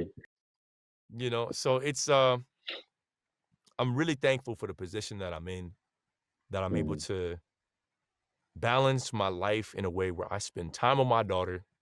I'm able, when she starts school this fall, I'll be able to pick her up from school some days and take her out and go Mm. do stuff. I can spend, Yeah. I want to and can spend time with my daughter, which a lot of people don't have both of those. And I Right. want to work, and I have work that I enjoy. I Yeah. have 2 types of work that I enjoy. I have amazing friends. So I'm just working on being grateful for the life that I Mm. have, because we live in a country that has internet access and clean water and Yeah. good people, some of us. Mm. Like, Mm. and I'm happy to be friends with you, man. Like, I For see what you're sure. doing on Yeah. social media. Like, my friends are so talented. Tonight, I got a friend, he's performing at Music Fest tonight. He's Mm. closing out the show at 11 p.m. I want to make it out there. I don't know if I can because I got family over, but it's like, Mm. I'm thankful to be connected to, via the internet, some incredible people. I'm thankful to be Yeah. on this interview, being able to share my story and talk with you, man, and catch Mm. up with you. So, like, there's so much to be grateful for, so much to be happy about in life, that I don't really be seeing the negativity. It's like, bad things happen all the time. I don't got to focus on that. We got so many good things going Yeah. in our lives right now. I'm just trying to ride that wave. Damn, bro. I love how you kind of like, because the question was, was it your plan? But it's not. It. I don't know. You kind of made me think of this in a whole different way now, because like you can have a certain idea of what you think stuff is going to be, because you, like you said, you were thinking. Obviously, you had these different options you could have did, but you're thinking tech. You listen to your dad about his experience and not having a degree, so you take heed to that. Let me look into a field where I know I can make some good money. I could go out there and do this thing, but I'm gonna come back here. I'm gonna take care of my family. I'm gonna make sure we all good. Like all of these things, kind of you could have a plan, and like stuff would just get kind of laid in there, and then you gotta and then to hear about the depression portion of it too is very like I went through a little, especially around pandemic time, getting laid off. Yeah. I was planning a tour for my album, and then all that got shut down. Right. Like it was a lot of little things that had me like, okay, like what now? Like what am I doing?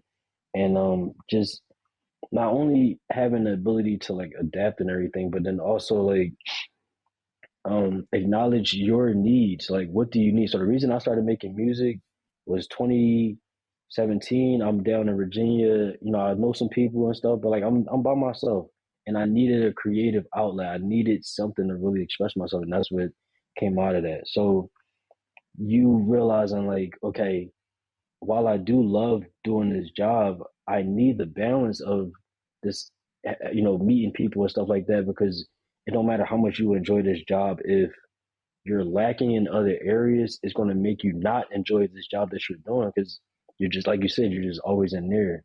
So even me being an introvert, there's times where I want to get around people, visit family, my friends, um, get out and go to a show, go, express my creativity to other people and kind of share or doing this type of stuff. You know what I'm saying? Like hearing these stories and getting this other perspective, bro. Like all of this stuff really has, an impact on me. So hearing you kind of like your journey and like the way you just, I really admire the adaptation. I guess that's, like the way you adapt to stuff because I'm similar in that way. You know what I'm saying? You got to be able to learn yourself as you go, or you're gonna like you'll lose yourself. I guess I'll put it that way.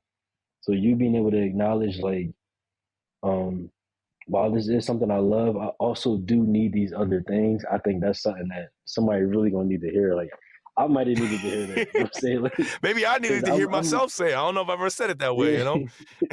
right.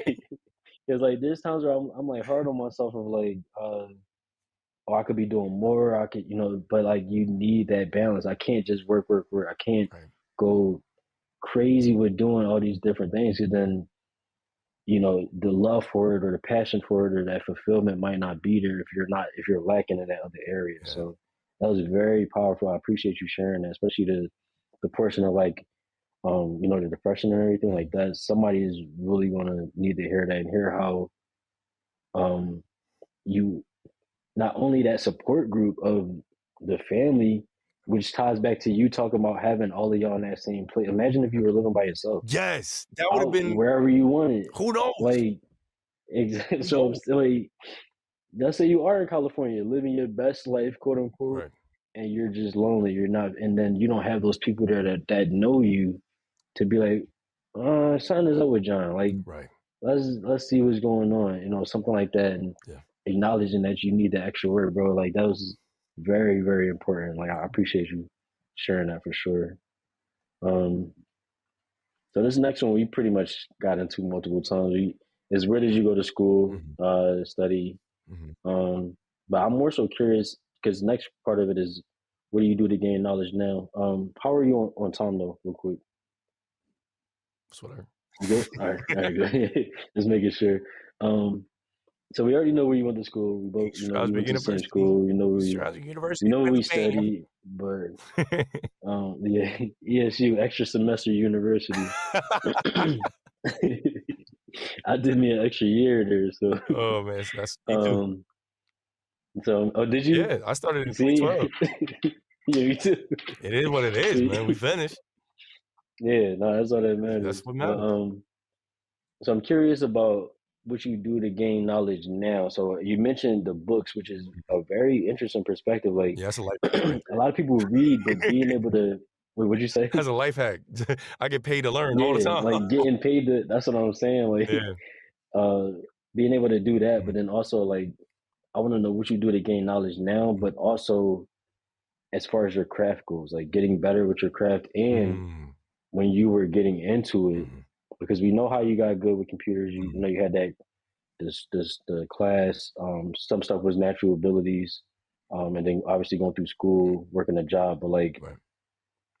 the voice acting, people don't realize that is a Skill. very hard talent and yeah, a high quality skill Yeah. of like being able to control your voice. Even with me rapping, sometimes it's like the let me same redo realm. that take or something like that. Yeah. Like, so being able to perform Mhm. and have people like bring those words to life, like what was that process like of like learning that skill? Okay. So let me answer the question about learning first. Hmm. My one friend said that I'm very much a sponge. Like, I Mm, absorb information in almost any way that it can be learned, whether it's by watching something firsthand, hmm. um, studying, like, videos about something. Like, if there's something I need to learn, I will watch Yeah, videos, ask questions until I feel like I can explain it. yeah, I same. don't do it like, some people will learn something until they think they understand it. I will learn it until I can explain it, and that's been, like, Yeah. really important to me in my life. I think naturally that comes to me that way. That's just the way I like to absorb information. So Hmm. I learned a lot from my daughter, actually, low key. Mm. She is like that too, where she loves the things she's interested in are like science and history. She will watch videos about as a 5-year-old, and she's watching like a video about ancient Egypt. I'm like, how did you even get to this part of YouTube? But I'll pick up stuff by watching what she watches with her. Hmm. Um, I as a narrator, I didn't really listen to audiobooks until this year. I didn't Mm. because I prefer generally to read, but sometimes I don't have Yeah, time. Sometimes I don't have the yeah, mental energy because reading for me yeah, now is work. So, yeah. I will throw on an audiobook Damn, about something yeah. that I wanna learn about, and I'll listen to it before bed. I'll listen to it while I'm washing dishes. I'll listen to it in the car, you know? Um, and then the hack I use, I only audition for books that I want to learn about or that I want to read. I don't really like Mm, auditioning for stuff that I don't wanna do. So, because I know if I have to spend 10 hours in this book, 5 hours in and I'm bored because I don't like the characters or I don't like the story or yeah, I don't like the universe, Imma be like, I'm not gonna yeah, deliver my best performance. So I have to read the yeah. synopsis, like, talk to the author a little bit, like, tell me a little bit about your book. Let me know what you want out of this performance, and then I'll decide yes or no, I'll do this or I won't. Mhm. By doing it that way, that's how I came across the money making book. I got that book because I did a book about LLCs because I wanted to learn more about taxes. Mm, you're about I did a book to, about, um, raising children from a father's perspective on raising children. I did a book mm, about, you're learning about your self-conscious. I did a book about building good habits. Like, I will read books that I wanna read, which is cool. and that way, 1, Yeah, I'm more interested in what I read, and 2, it, like, allows me to level up my life, my yeah, psychology. So that's kinda, like, how I like to learn. Um, I I I still read the Bible on a regular basis and attend my regular religious meetings. I feel like I mhm, learned that part of spirituality is important to me in maintaining humility, in mhm, maintaining, like, a peaceable attitude, being a better, like, human being. That part of me comes from mm, my spirituality. got you. Um, and I have old friends. I have young friends and I have old friends. I'm not afraid to be friends with people old enough to be my parents or my grandparents Mm, because I find that especially old married couples, I can learn so much from them. I can mm, learn how to be a better man. I can learn how to manage the difficulties of life and stay even keel. What perspective having a longer lifespan, it puts everything in perspective differently. And so I damn, can feed off of what they've learned so I don't have to always learn from experience. So those are like my keys, like right, Bible reading, studying that, learning from older friends, and then learning from the books that I record. It's like, and to record them well, I have to have a good understanding of the topic. So I really dive into stuff. yeah. That's pretty cool. It's like good balance. Cause I think you need that. Like you need a. I'm always on YouTube or documentaries, books. I'm heavy in audio books. I can't like if I'm just sitting there. Honestly, I need to be editing or something. So I'll usually listen. Like I'm in the car, like you said, Mhm, at the gym, something like that. mhm. And then it's easier, like rewind and stuff like that. Yep. But I think I think having that kind of mixture also makes learning feel new. Mhm. Kind of in that way.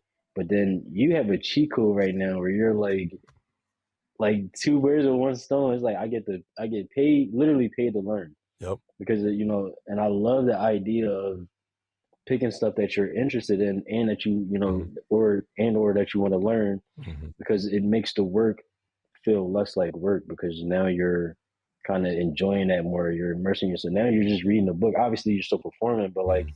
you're reading a book. You know what I'm saying? That's something that you wanted to possibly was going to read anyway. So Yeah. like now, instead of listening to the audiobook from can't remember the guy's name earlier, but instead of listening to him, you know what I'm saying, we got you on it. So Yeah, man. no, I love that. I love that. Funny story about him, particularly, because Mm, we're connected on social media. Sometimes I'll have questions, and I'll shoot him a question, and mm, he's cool. He'll shoot me a text because voice actors, most of voice actors are not famous. They're normal mm, people doing normal stuff that occasionally yeah. get to read really cool things. Mm, Gabe and I have slightly different skill Gabe, sets. Gabe is incredibly good at promo. Like he's a promo mm, master. So you'll always like everything since like Raya the Last Dragon. How many years ago was that? Like 4 or 5 years ago? mm, Has been him. Next time you watch and you see a Marvel commercial mm. or a Hulu commercial, listen to the voice. That's Gabe Kunda. Wow. Gabe, I was doing live recording on Instagram one day, which I don't do that often. I just happened to be doing a live recording of an audiobook. Gabe pops into the live and he's Mm, watching and asking me questions.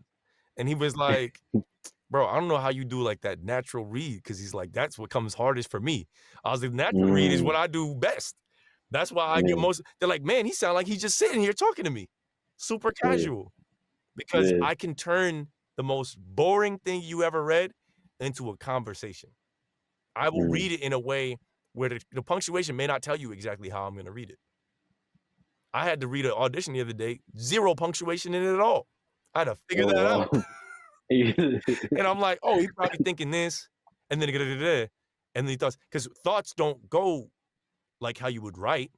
Thoughts come Yeah, in that's true. spurts. So I'm Yeah, reading it like it's somebody's thoughts, intonating and mm, adding and and doing all that and that's what makes my performances stand out. That I can turn yeah, the boring and mundane into interesting. right, One book, right. if you want to interested in any of the books I have, one book if I can promo anything recent. Mm, go ahead. One book that's short for anybody who's an audiobook listener. If you like short tidbits or if you want to get a taste for what I like to narrate, like, there's a book by an author named Silas Dakar. It's called White Nights. White Nights. It's on Audible right now. One of my favorite recent performances that's a little bit short. It's about this guy talking about depression and loneliness. He meets a woman after years of being a lonely person, and he has 3 nights Mm, with her. And she kind of like cures his loneliness for that period of time. And just their mm, interactions are really interesting. It's a very intimate story. mm, Definitely worth a listen. It's not a romance story, but it's a story about loneliness. And it's mm. definitely worth a listen. So I would check that one out. Or if y'all are interested I'm in gonna add like it to my something else, joint. just look me up, you know. No, I'm gonna add it to my playlist.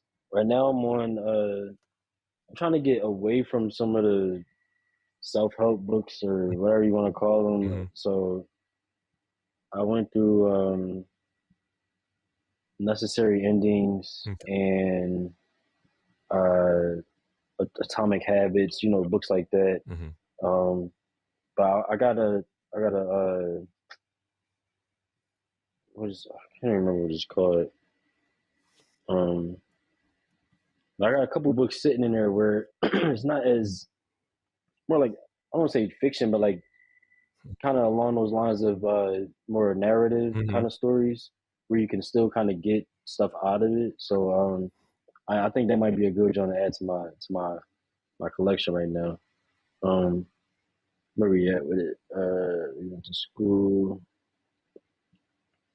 All right, so this I'm curious about. You mentioned before that you were one of two originally black people, and then I guess you ended up being the only black person at your first job. Yeah. And then you also mentioned how in your professional career as a voice actor, you kind of wanted to become more of a raceless. Let's just say, use Yeah, that for like a better word, sure. but like you don't want people to pigeonhole you. Oh, we need a black guy to play this hood part. Mhm. Having that part of it too. I'm curious, like, what your experience has been like in tech Mhm. and voice acting as a black man or as a mutt, as you put it, but like as as Like you. Leon said it best, no. Um, no, but Yeah, I love Leon Thomas. The album is so good. Um, yeah, he's tough. so in tech, in my experience, even though I was in a predominantly white place to work, and the area Mm, around my job, like that whole township, is predominantly yeah, white. Um, yeah, I would say I'm very good at being comfortable in an uncomfortable place. hmm, And because of the way I was raised, mainly because I lived in Pennsylvania for most of my life, I think I was okay being in that position. I was yeah. usually You're kind of used to it. once I Yeah. finished elementary school, I would say, yeah, even as early as elementary school, I was maybe middle school. I was usually the only, if not the only black person, the only black male in my classes. And I think part of that is a cultural thing. Um, it's not always encouraged to be smart for black men. It's encouraged to be Mm, athletic. It's encouraged to be hood. It's encouraged to be tough. It's not always encouraged yeah, to be smart. yeah, Like even if you go back to like stuff like Family Matters or The Fresh Prince of Bel-Air or hmm, um the Cosby Show. It's like, yeah, there were smart black people in those shows, but it's rare that as a black kid growing up, how many kids you know wanted to be Steve Urkel? yeah. That's a good How many point. kids wanted to be Carlton? No, we all wanted Right, to be you Will. right. We all wanted to be Yeah, Eddie. Um, yeah.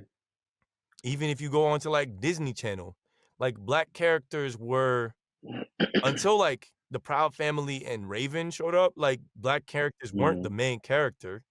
They were like side characters, like High School Musical. Corbin yeah, Blue was a side character. Yeah, he was like yeah. kind of he was supporting to Zac Efron and Hmm. Vanessa Hudgens, and the same with I forget her name now, the woman who played the black girl that he had to get with. Like, Oh you know yeah, what I yeah, mean? yeah. Like black people, like you know what show I really liked where it was cool for him to be black and good at a bunch of stuff? Jet Jackson. Do you remember Jet Jackson, the famous Jet Jackson? I've heard. I didn't You need to watch peep that too that. much. Anybody watching need to peep that. Drop in the comments if y'all know about Jet Jackson. No, the actor passed away. I feel so bad. He was in Johnny Tsunami too. He played Johnny Tsunami's Okay. like only friend in Vermont. He was the only black Mm. kid in Vermont and was nice at snowboarding, had that funky hat. And I No, can't I've remember his definitely heard name of these now. Jones. I didn't watch. But so anyway, what was cool about Jet Jackson was it was a kid who was an actor and he was on a show. He played this character Silverstone, but he wasn't like a thug. He wasn't like dumb. He was the Mm, lead in a show that had like a variety of characters. His mom and dad weren't together because they lived in different places, but he mm, ended up having to leave his mom and go with his dad to like North Carolina. And his dad was like a cop or something.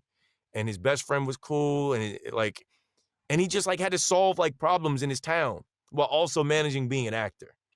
Like, mm, and that was my first experience at that time as a young kid, like seeing a guy who looked like me, who wasn't a thug, wasn't from the yeah, hood, wasn't, you know what I mean? And it was just like, I'm not a thug. I'm not from the hood.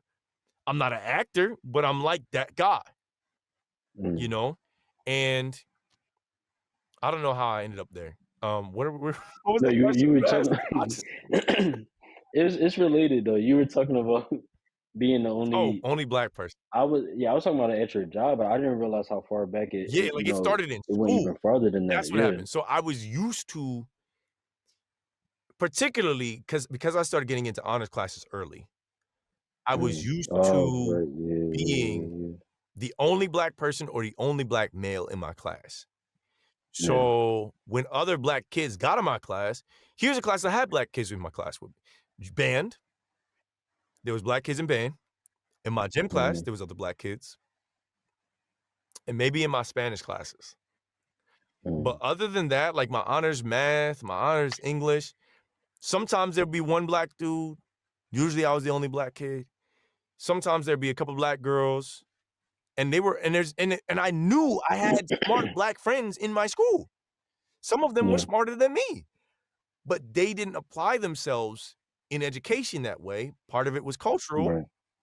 where they Right. weren't encouraged to do that, and part of it was just like they didn't care. Mm. Because I was like, one of my best friends was really good at chess, very intelligent dude, but thought it was more fun to be cool in academic classes. I think he didn't like the challenge. And maybe that was just him personally, or maybe it was like some other people too. I found that some of them wanted to be the smartest kid in the easy class rather than being Mm. challenged in the class that they should have been in. Damn. Yeah. So, and I think there's black and white kids that do that, Mm. but No, yeah, that's I definitely saw it because I was like, bro, you should yeah. be in this honors English class with me. You read more books than I do. And he'd be in the library just reading, chilling. He Mm. would skip his class just to go to the library to read. Mm. I'm like, bro, Excuse because he me. didn't want to write the papers or something. I don't know. But it was Yeah. like, bro, why? Why do that? You could be with Mm. me. And then I ain't gotta be the only black dude here. And they would understand Right. that I don't have to be a representative of the entire race of black Right. people for these people, Yeah. you know? But yeah, so Damn, by the yo. time I got to work, I was used to that. And some coworkers, which I gotta shout out Tom.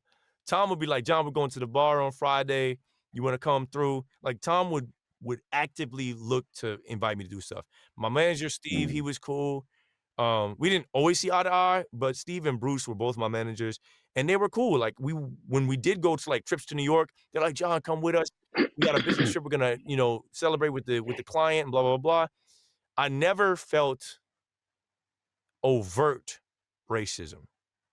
Mm. What I did feel was cultural differences. Mm. So, and it's because they just weren't exposed to us. All Yeah. they knew of us, and the interesting thing was, my job was kind of monolithic because most of the people were from the same area. Most of them were white. No, all of them were white. All of them were from pretty much the same area. Some of them like went to high school together. And the oldest person working in the office, I don't even think was 50. Mm. So everybody was between the ages of like 21 and 50 in Yeah. the office. And then we had, the owners were a little bit older and we had a male and female owner. But like the team of developers, everybody was male. Almost everybody was white except for me. I don't even think Mm. we had one German dude. He was cool. His name is Armin. And we had me at one point. So it was like, it was just I think that was just the nature of living in this part of Pennsylvania. Not where Yeah, I live yeah, particularly, but where that job was just yeah. so wherever you are, that's something to be aware of. Like you can't Very change much the so. environment. All I can do is be the best me I can be, Right. And I didn't want them to feel uncomfortable. Some of them were like uncles to me. One dude, his name was Ken, Mm. bro. Like, and it's like sometimes he gonna crack a joke. He gonna crack a joke how he's used to cracking a joke. It's up to me whether I want to get offended or not. Yeah. And do I know Ken enough to know that he had no malice in it? Yeah. Ken would say a joke. Maybe I don't like it. Maybe it's not even about black people. Maybe it's about somebody else. And it's like Mhm. he's a middle-aged white dude from a white area and never met people from that culture. So that's what he thinks of them. I can't educate him every time he says something ignorant. Like, Mhm. and if he was wrong, Ken had no problem being like, "Oh, I didn't know." He was a humble dude. So it's like, I think we live in a world that's quick to get offended. I'm cool with just like, did he mean anything by it? Nah. Mhm. I'm gonna give you the benefit of the doubt. Now, if you always cracking jokes at my expense, we gonna have a problem. We gonna have to Right. talk about it. You know what I mean? But if you just like said something, it's like changing deeply ingrained things takes time. And it's like some of these people, maybe their parents are legitimately racist and they are a Yeah. far cry from that. Maybe their grandparents are legitimately racist or not. Like everybody has their own experience with other people. So you kind of just like, whether people agree with you, whether people see things the way you do, you have to let people see how they see it. And then you can show by Mhm. your example that what they see is wrong. And whether they choose to acknowledge that, that's up to them. You know? Yeah, just a few things you said. I'm gonna double back on. So the first thing is, I never thought about the experience of kind of consistently being the only black person or one of a few. I grew up in Philly, so elementary school, middle school, even though my middle school was a magnet Mm-hmm. school, we were all black. My high school was a special admit school, Mm-hmm. and that was my first real um, kind of experience of like a melting pot like that, where Mm-hmm. it's like white kids from Northern Liberties or whatever part of Philly, people from West Philly, South, like all over, because they brought everybody together. Mm-hmm. So even then, with that melting pot, I wasn't, I didn't get this experience until getting to ESU, Mm-hmm. being in certain classes, and then from there, I'm one of a few. Mm-hmm. And then starting jobs, and at jobs, that's when I really would be like, all right, it's like 30 people in this room. I'm the only black person. Right. So I think it was more of a stark uh, contrast for me. Mm-hmm. And maybe that's why it's something I noticed more. That was literally why I started this channel, because it Yeah. was like I couldn't be the only person feeling like I'm the only in this joint. Like, what's Yeah. going on? Like, so What y'all that's doing how I with the used to other be ones? feeling. Like, right. So now, Is like, this a get out I'm situation? What is right. No, for real. Like somebody sometimes over the it'll be feeling teacup. like, yo, No, I don't want like. no tea. so, I'll take some water so out of a like, bottle. yeah, like, it would be times where I'm like, and my job now is like probably the most Yeah. diverse, I would say. But even now, this is my first team ever where I'm on the team with somebody else, like Black American, Mm, not not somebody from Caribbean, mhm, Africa, somewhere one of those countries or something like yeah, that, where we can connect on certain things, but like obviously there's a Black American culture, mm, especially being from Philly too. So like having this experience for the mhm, first time has been kind of eye opening. But mhm, yeah, it's I never kind of thought of that perspective of like you kind of growing up in that, and then I guess the next part of that is um you picking and choosing your battles. I think that is in the workplace is hard, mm, especially when you feel like when you are that only yeah, person, you stuck in that middle place of being this representative kind of mhm, person and not really, because you shouldn't have to be. right, You don't want to right, be. You should like so you're dealing with people's preconceived notions of what they might think a black person might be, mhm, and then what they might think you might be when they first meet you. Oh, here's this tall guy, he got this deep voice, mhm, and maybe they think you all that. So now they treat you a certain way, or maybe they might be intimidated mhm, or something. Like, who knows how people are internalizing just your presence mhm, alone, and then add to the fact that you're this other. You know what I'm saying? yeah, Like that type of stuff could really take a toll. So to be able to kind of have that um acknowledge, like pick and choose your battles, mm, understanding that if somebody crossed the line, you always going to put them, set it straight, mhm, but also everything isn't worth your energy. It exactly, isn't worth you snapping out at the yeah, job, especially when you're the only one there. So I think that's important. I'm glad you mentioned that, like kind of yeah, knowing when to put your foot down or when to kind of, let your voice be heard, but then also understanding that you can't change everybody mhm. and You you definitely got can't to change kind of them in a pick and choose. conversation right away. Right. Like, Right. it's not like you're their parent and you can be like, "This is right and this is Mm, wrong." It's like, "This is an right. adult, you're an adult." Would you want somebody to step to you in that way? You know what I mean? Mm, If you're wrong if you're wrong, I had the best example, a friend of mine, I spoke I said something about him that was not accurate, mm, and I said it to other people that should respect that person. Was I being mm, malicious? No. Was I being thoughtless? Yes. What this friend did was he called me up and said, "Hey, can I swing by your house real quick?" "Yeah, sure, come through." We sat on the couch and we just had a conversation. He said, "Recently you said this about me. I didn't think it was true. And based on this, and this other thing you said, it's contradictory. Why would you say mm, this about me?" And I was confronted with my own words. I was like, you know, and I was like, you know, you're right. I'm sorry. I shouldn't have said that. That was inappropriate and that was wrong. I didn't mean to hurt you. I was just talking too fast. I was talking first and thinking after, and I apologize. I should never have said that. I think most times people say offensive things. Most times, not all times.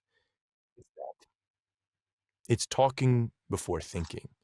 It's just saying something out of habit or out of not knowing something or out of ignorance or just saying words to say words because people are uncomfortable with silence. And I think it makes no sense to get offended over that. You know, if somebody is deliberately trying to hurt you and you let them, that's giving them power. If someone unintentionally hurts you and you let them, that's your own character, your own insecurities. Yeah. So in the event that someone did try to be malicious, the only time something would bother me is it's not when they would say something like offensive joke or whatever, because to me, it's like, it's a joke, bro. I'm a grown man. I can take a joke.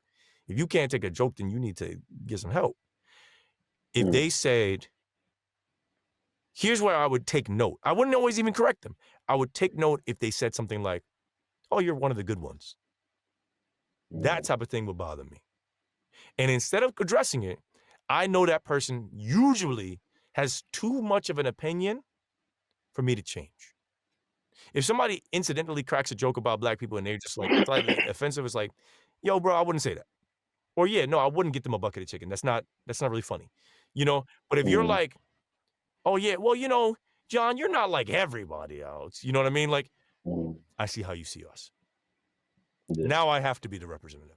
Now I have to do now I have to make some adjustments in how I move around you and what I say around you. Because I know that person has a monolithic view of black people in a negative way. Yeah.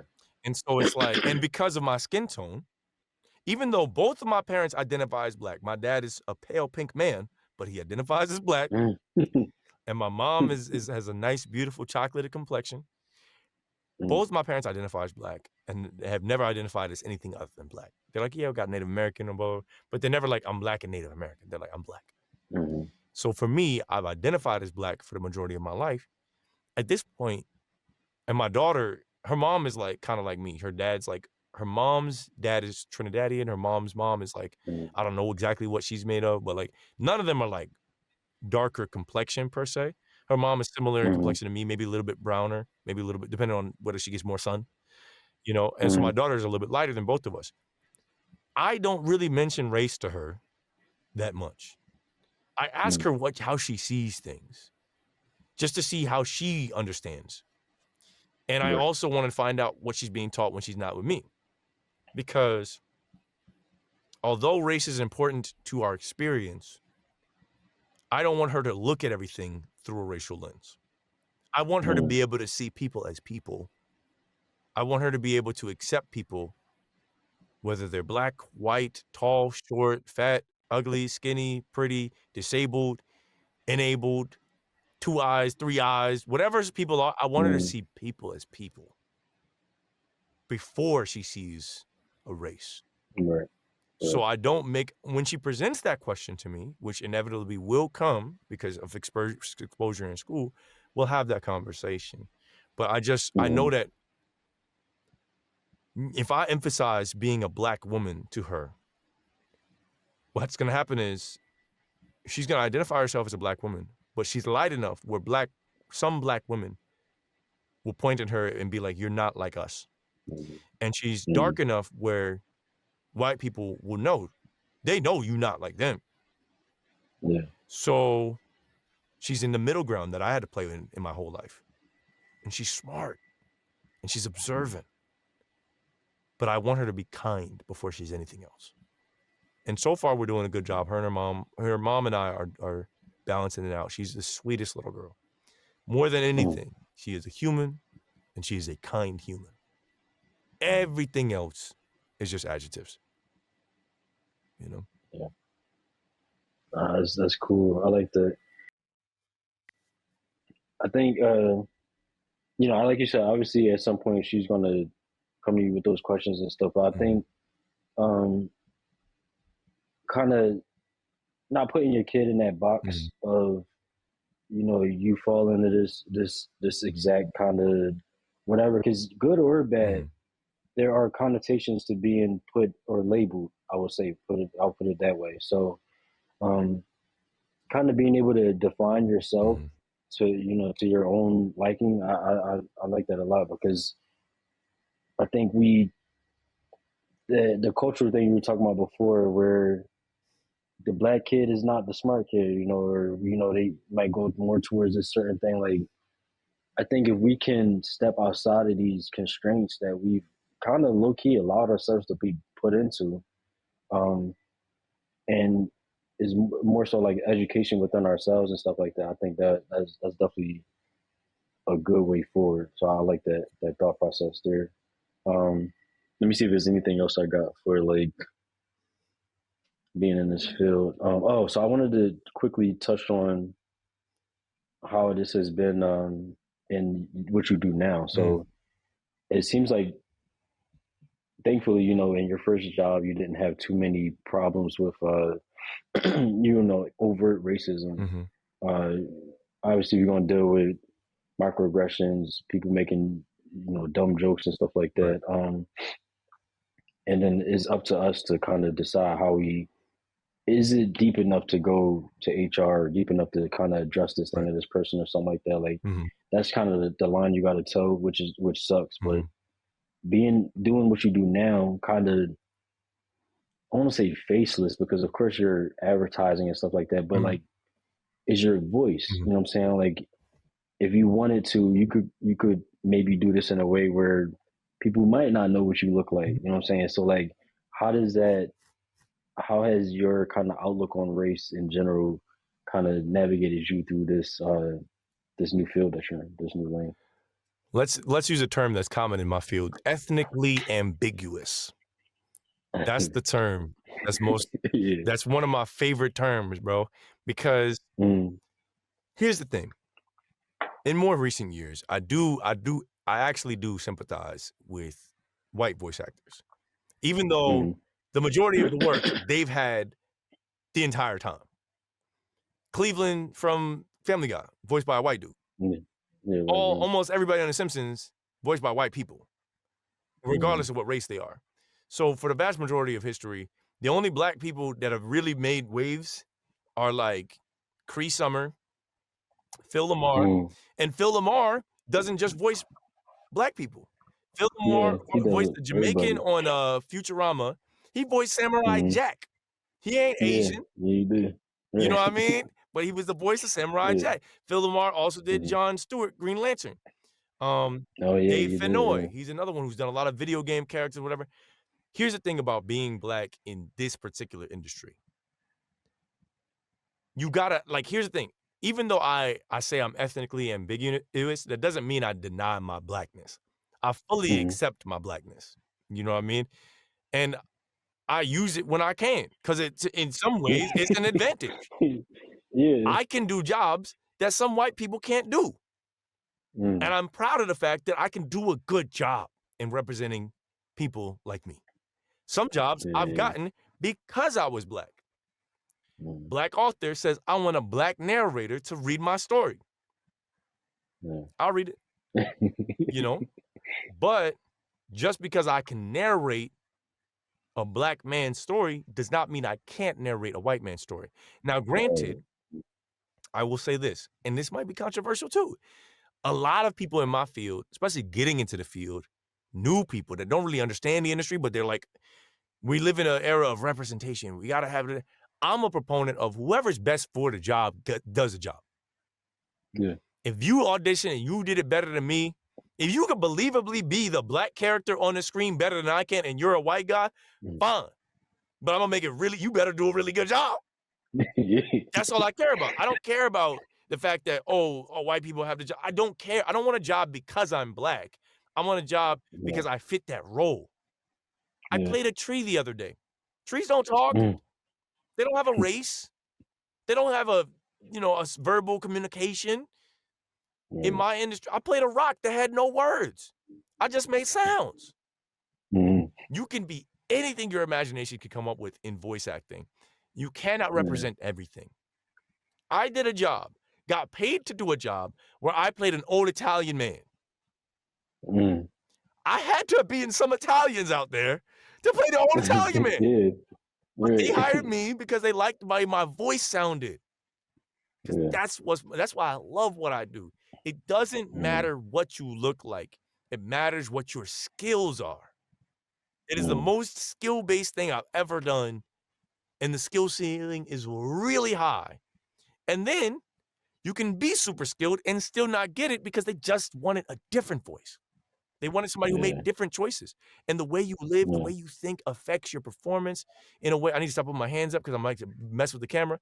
Um, but like any actor, any good actor will tell you, like all of the experiences that make up who you are right now, and this happens in your music too.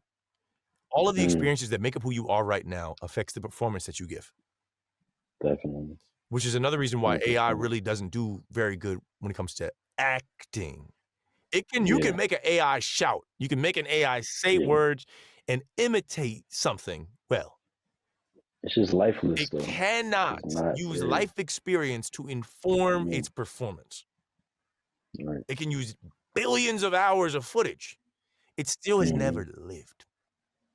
Yeah. So, in my field, there are more and more people of various races, ages, and colors joining into the field every day. You just have to not be afraid to embarrass yourself, Mm. and you have to let yourself play and then take direction and be reliable. That reliability is important in every career, but taking Yeah. direction is where I think a lot of people suck at because they think, "Oh, well, my Mm. decisions as an actor." No one cares. Do the job. Do your job. Yeah. Meet the criteria. Sometimes they want a bad performance. Mhm. Legit, like one time there's an audition, there's a commercial that continues to air that I auditioned for. They asked you to sing in the audition. They're like, "Sing in this audition. This is the jingle. Sing it." I sang my heart out, bro. I was trying to hit all the notes. They wanted a bad singer. It never said that they Oh. wanted a bad singer. The Yeah. person singing in the commercial sucks. I didn't know they Mm. wanted a bad singer. I would've sang it bad. Right. So it's like you just don't know. You just don't know. Sometimes Yeah. you're just not reading their mind. And that's all Mm. right. It is what it is. Nah, that's cool. I like that term. And it's kind of unique to not too many fields where you can kind of really have that ambiguity like that. And I think that's pretty cool. Like the fact that you play all these different characters, and I think Phil Lamar is a perfect Love example of Phil Lamar, man. Shout out Phil Lamar. somebody that can, yeah, for sure, increase something. Yep. Because people that can like just be anybody, kind of and immerse themselves, encapsulate that person, like or a rock or a tree or whatever, like Mhm. that type of stuff. Yeah, I love that, and that's why I wanted to kind of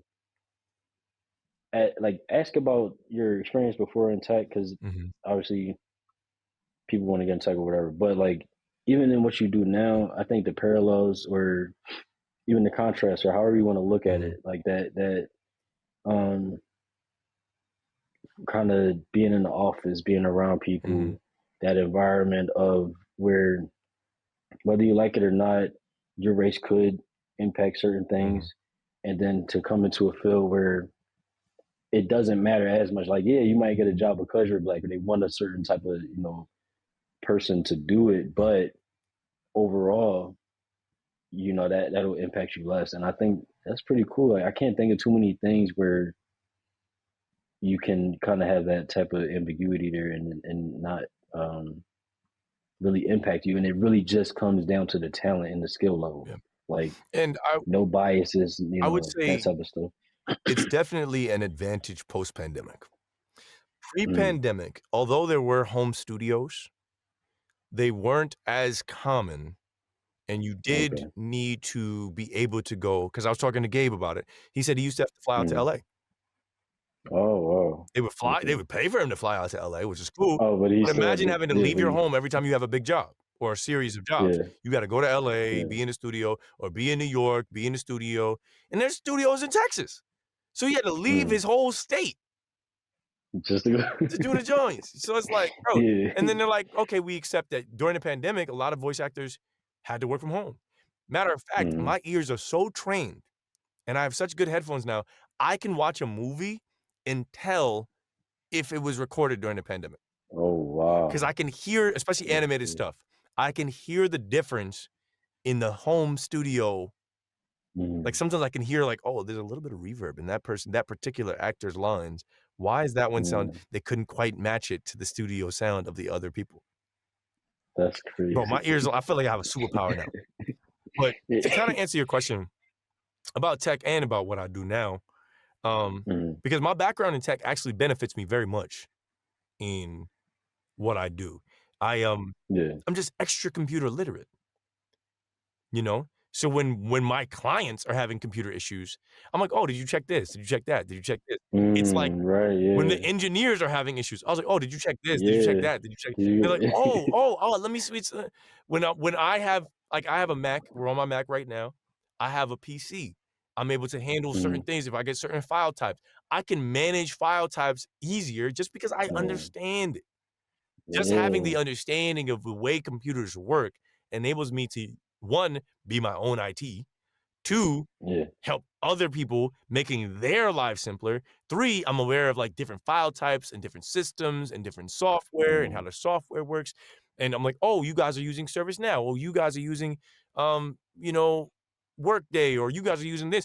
And I'm Mhm. familiar with that system and that database. So I'm like, oh, you'll best Yeah. let me give it to you in this file type and this file type. So that way when Yeah. you're using it, when you open it up, oh, you guys are on PC. I'm not gonna give you an M4A. I'm gonna give you this. You know what I mean? Like, Yeah. so just knowledge alone has helped me. Making the Yeah. content, having a computer background has helped me. Um, Yeah. and vice versa. Like I've engineered whole audio dramas. And just because of Mhm. my comfortability on the computer enabled me to feel Mhm. comfortable diving into the back end of software. Learning about Yeah. what okay, I can do this, I can do that. So there's audio dramas. I've done the voice acting for multiple characters, hired other actors to do female characters, put together the sound, put together the music, mixed it, mastered it, Wow. and pumped out like a full production because of Wow. being computer literate and knowing Yeah. just the skill of looking things up being on computer. How Mhm. often as a programmer do you have to look things Yeah. up? Do you have to You Google have to stuff? know That's how to like number query, one you have to thing. know how to search, Right. understanding how to use Right. search engines. Like, that Yeah. alone gives me better search results than an ordinary person. Mhm. Yeah. So it's like, I'd never my grandmother said the most interesting thing to me. And before she passed away, my so right now, my dad's mom lives with us. Previously, Mhm. before she lived with us, my mom's mom lived with us. Back in 2022, she passed away. But we were talking one day, before I knew how sick she was. I Mhm. said, "Nana, like, would you change anything in your life?" And she says, "I have no regrets." Only person I ever met that said they had no regrets. Mhm. And normally a person that has no regrets, I would say you're a psychopath. Because how could you Mhm. not regret anything? You never had a Mhm. decision you regretted? I have a bunch of Right. regrets. I'm only 30 years old. I got tons of regrets. But I like the way she said that because it made sense. It's like, yes, everything that you've experienced made you who you are now. Yeah. Could your life have been easier? Yes. But if it was easier, would you be as resilient as you are right now? Could your life have been harder? Yes. But if it was harder, would you be as positive as you are right now? Mhm. You know what I mean? So, although I do have some regrets, um, I wanna live my life going forward where I appreciate everything I've been through. So that Yeah. way, I don't know, maybe when I'm 83, 80, 45, maybe I'll say I had no regrets then, you know? Yeah. That's deep. Damn. Yeah. I like the way it's like little tidbits. I think that's the word. I was about to say nitpicks. Little tidbits throughout the interview. Like, yeah, I'm gonna have a good time like picking out my quotes of like coming out of this show. This is good. Um, but yeah, no, I that kind of bring me into the next thing perfectly, which is adversity or things you had to overcome to reach your goals. Mm, Um, this could be a lot for you whether you want to go into the tech stuff mhm, of that overcoming the two projects, them kind of, mismanaging and stuff like that, or it could be the depression stuff. You want to go a little deeper on that. Mhm. It could be you know, balancing either fatherhood, whatever you want to get into, but like what, maybe a few obstacles, adversity you had to overcome I would to say get to where you are. I've been my biggest enemy. Like, Mm, I have definitely been the biggest hindrance in my own progress in almost everything. Um, man. it's never been an outside force, I feel, because one, I'm not one to blame outside forces. I Hmm. feel like things happen to everyone in life, and Yeah. there's nothing in my life that's happened to me that hasn't happened to somebody else.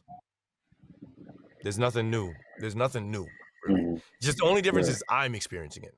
But just because I'm experiencing it doesn't make it special. So I Yeah. would say the biggest hindrance to me is either me having too much pride and try to take on more than I can, try to bite off more than I Mm, can chew, or it's been yeah. me not managing time or resources well, and that's put me behind or made me stressed because I didn't do it right. So I'm big on accountability, and I will take Hmm. accountability for as many things as I can because I feel like it's the only way through.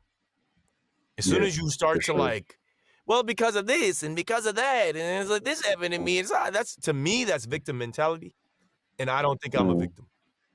Even if I was a victim in certain things, I don't like to think of myself to define right. myself as a victim. Yeah. For I feel sure. like you lose control. You give up control of your life if you define yourself as a victim. So, Mm, adversity wise, the biggest challenge was definitely the depression. And I've dealt with that. I dealt with that in college. I didn't really understand what I was dealing with. I just hmm. hunkered down because no one, the Yeah. only person who understood it was my mother. And my mother, communication is not her strength. Verbal communication is not her strength. And I'm a verbal communicator, Mm, as you could tell. So, mm. even though she understood me, she had a hard time helping me, if that Damn. made sense. So, for a period, I felt like I was Oh, alone. I felt like even around people, I felt like I was alone. man. And so getting through that was definitely really hard. My father doesn't like, he's not always, he's got that old black man mentality of like, just Yeah. figure it out. You know, Yeah. Tough it out, like, I low man key, up. if there wasn't so much Yeah. research on it, I would think he would think that depression isn't real. Like, he's like, "Oh, you're Mm. just sad, right?" It's like, "No, that's not what depression is." Stop being sad then. If you sad, stop Hey, being man up. sad. Go outside, Yeah. eat some candy. I don't know, eat some ice cream. Yeah. But you need a drink? Like, what's wrong with you, boy? Like, that's that old head Yeah. mentality. But I think recently I think it was Rampage Jackson was like, yeah, nah, like it was either Rampage Jackson or somebody else was like, depression is a luxury. Like, you can't afford to be depressed if you broke. And I was like, Mm. yes and no. Sometimes you broke, that's spurs on your depression. Yeah. Sometimes you broke, Yeah. it's because of your depression. Like, depression Yeah. is a real condition. And I think if you Hmm. got it's the same with like, I would say it's the same with like something like ADHD or even a physical illness like fibromyalgia. Like, you just can't, people Mm. from the outside can't see what's going on in the inside. Yeah. And so all you see is how that person is responding. And if you know what to look for and you understand what it is, you can kind of be supportive. But it's still up to that person. Sometimes they need medication. Sometimes they need Yeah. sunshine. Sometimes they need just people around them. And they may be a rainy cloud in that room, but those Mm. people are what keeps them alive. Everybody kind of handles their depression differently. Everybody handles it in their own ways. And I wouldn't say I'm ever going to be free of depression, Hmm. but I know that maintaining a good diet, maintaining good friendships, Yeah. cultivating a good relationship with family members, not leaving trauma unresolved, by Mm. managing the things that I have in my control, it can help me to deal with those depressive things. By keeping the Yeah. right people around me, people that I know are in my corner rooting for me and not talking about me behind my back, not biting at my resources, not stealing and draining from me, by keeping the right people around me, it can help me to manage those things that are hard to manage on my own. And Yeah. so it's like, and that took learning and took experience, it took humility to learn it. And I'm still trying to work on my humility. I'm still trying to work on my patience. But those are the Mm-hmm. things that have helped me, you know, diet and exercise, understanding my needs, and a good circle of people, bro. Those are the things. For now, I don't need to medicate. But there are people where it's like they may be diet and exercise, or they may have good people around them. They Yeah. may have fulfilling work, and they still can't get through it. And in that scenario, I see no problem with going to a therapist, like, that you need. If you need that support in that way, get the support you Yeah. need, get the help you need. But I think Yeah. medication is a last resort for most people, and should be. I think people that go to a psychiatrist too early, psychiatrists get paid when they medicate you. So, of course, your insurance and the medication that they dole out, they get paid to medicate you. And most of that medication just makes you feel things less. Does not make you feel Yeah. better. It just makes you feel things less. You go through life dull. And sometimes the side effects are worse. Sometimes, like, so, Not but sometimes, honestly, all the this might time. be, yeah, like, I'll I didn't read the want to side say it, effects but list, bro. They're yeah, like, okay, read this double speed, possibly yeah, death. No. Uh, yeah. That's the number one. I didn't want to say it, but yeah, like, but honestly, this might be like the most important answer to this question I've had. This is interview number 22, 23. I don't even know, mm, but this might be the most important answer I've had because obviously, my adversities, I almost dropped out of school, or, I had this thing, mm, people at work, bad bosses. But like, for one, like I said, I appreciate you sharing something so personal, and that it takes a lot of courage to even talk about, because I know a lot of people have these same feelings, and it's hard to be like, um, kind of okay on the outside or look normal on the outside, and have people not really understand like certain thoughts that you might be having, or even even if you can't really put the word on it, mm, just kind of like being in that funk or whatever you want to call right. it. So I think it's very important, um, to kind of touch on this, and especially as Black men, Yeah. like, if you something not feeling right, you gotta get that help. Like, whether that's meeting up with your boys, and y'all playing some hoops, playing ball or whatever, or spending time with your family, your mom, getting out in nature, creating, what I'm saying? Like, in the gut health is especially important. Like you mentioned, the diet. Like, I was watching this joint on Netflix, and he was talking about your bio micro, whatever you call it, Mm, and um, microbiome. That's what it is. That whole thing of like what you put into your body, and how like that can impact your emotions and everything. So yeah, bro, I'm really like, honestly, this is like the most important answer I've had to this, John. Like, honestly, I appreciate that for real. Because even me, like, you got me thinking about stuff like, how am I making sure that I'm looking out for my mental health? yeah. What am I doing to make sure I'm in the best position to continue to do this type of stuff, or continue to work at a high level, or be there for my family the way I need to be there? Like, making sure I don't get burnt out. I don't become a reclusive person in this apartment and just always to myself. Like, stuff that I'm really trying to be more mindful Mm, about. So like, nah, bro, I really appreciate that for real. Damn.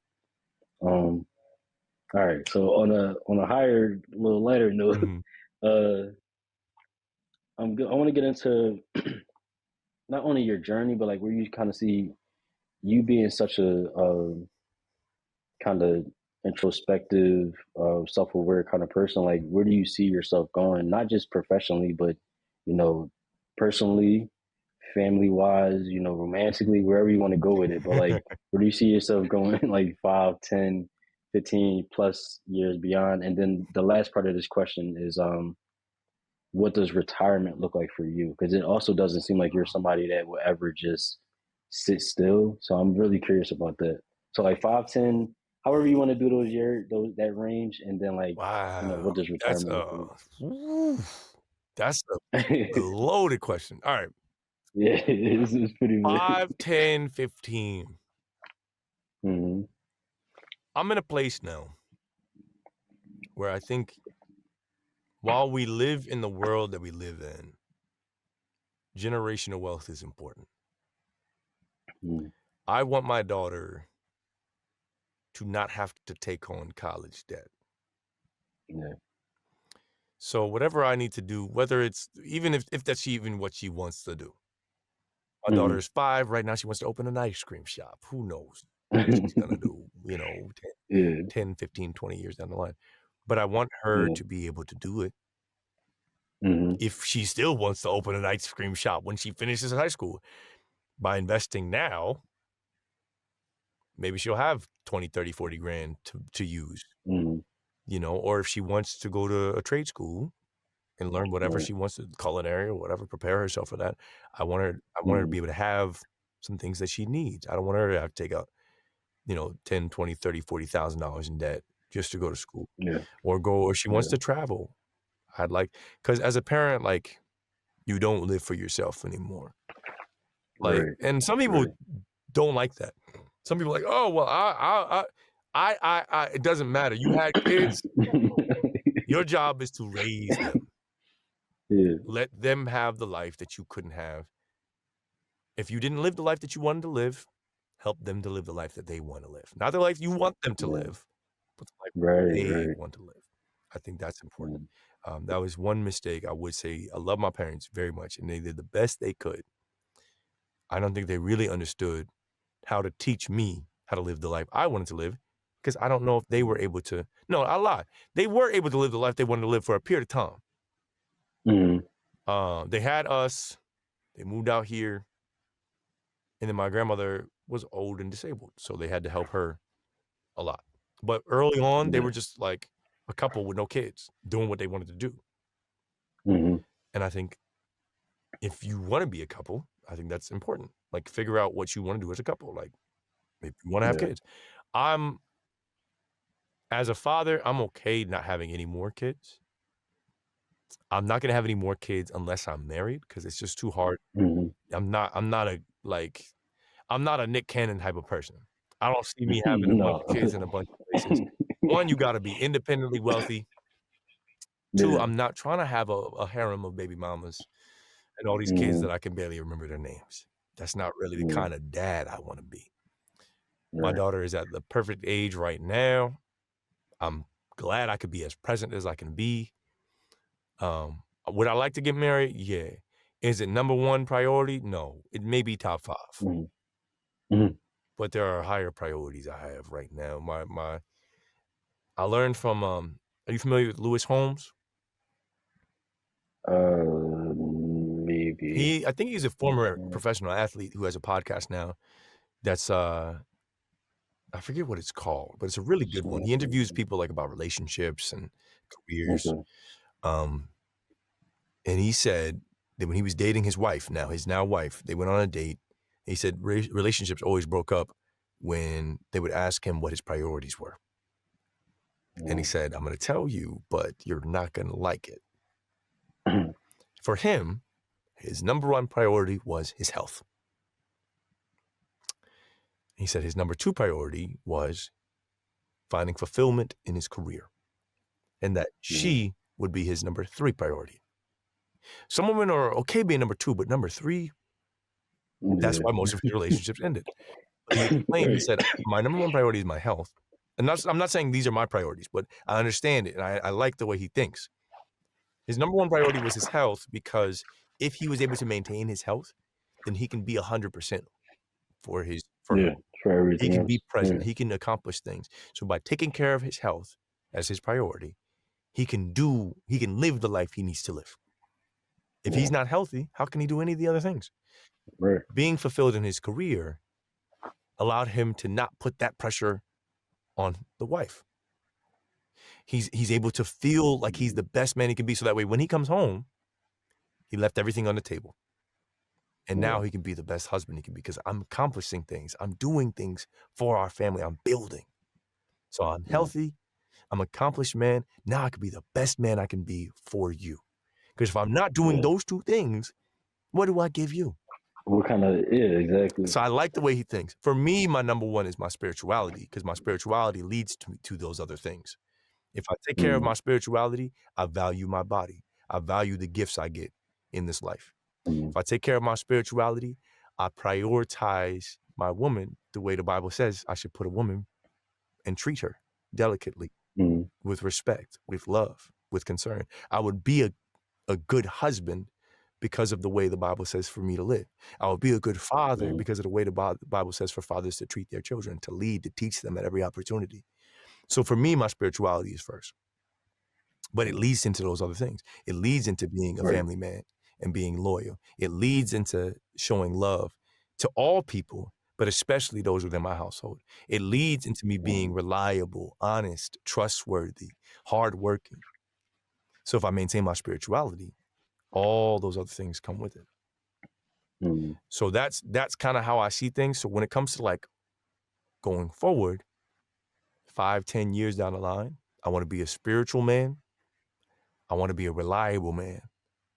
And I think that if I am at least those two things, the other things that I want in my life, to be a good dad, that'll be a result.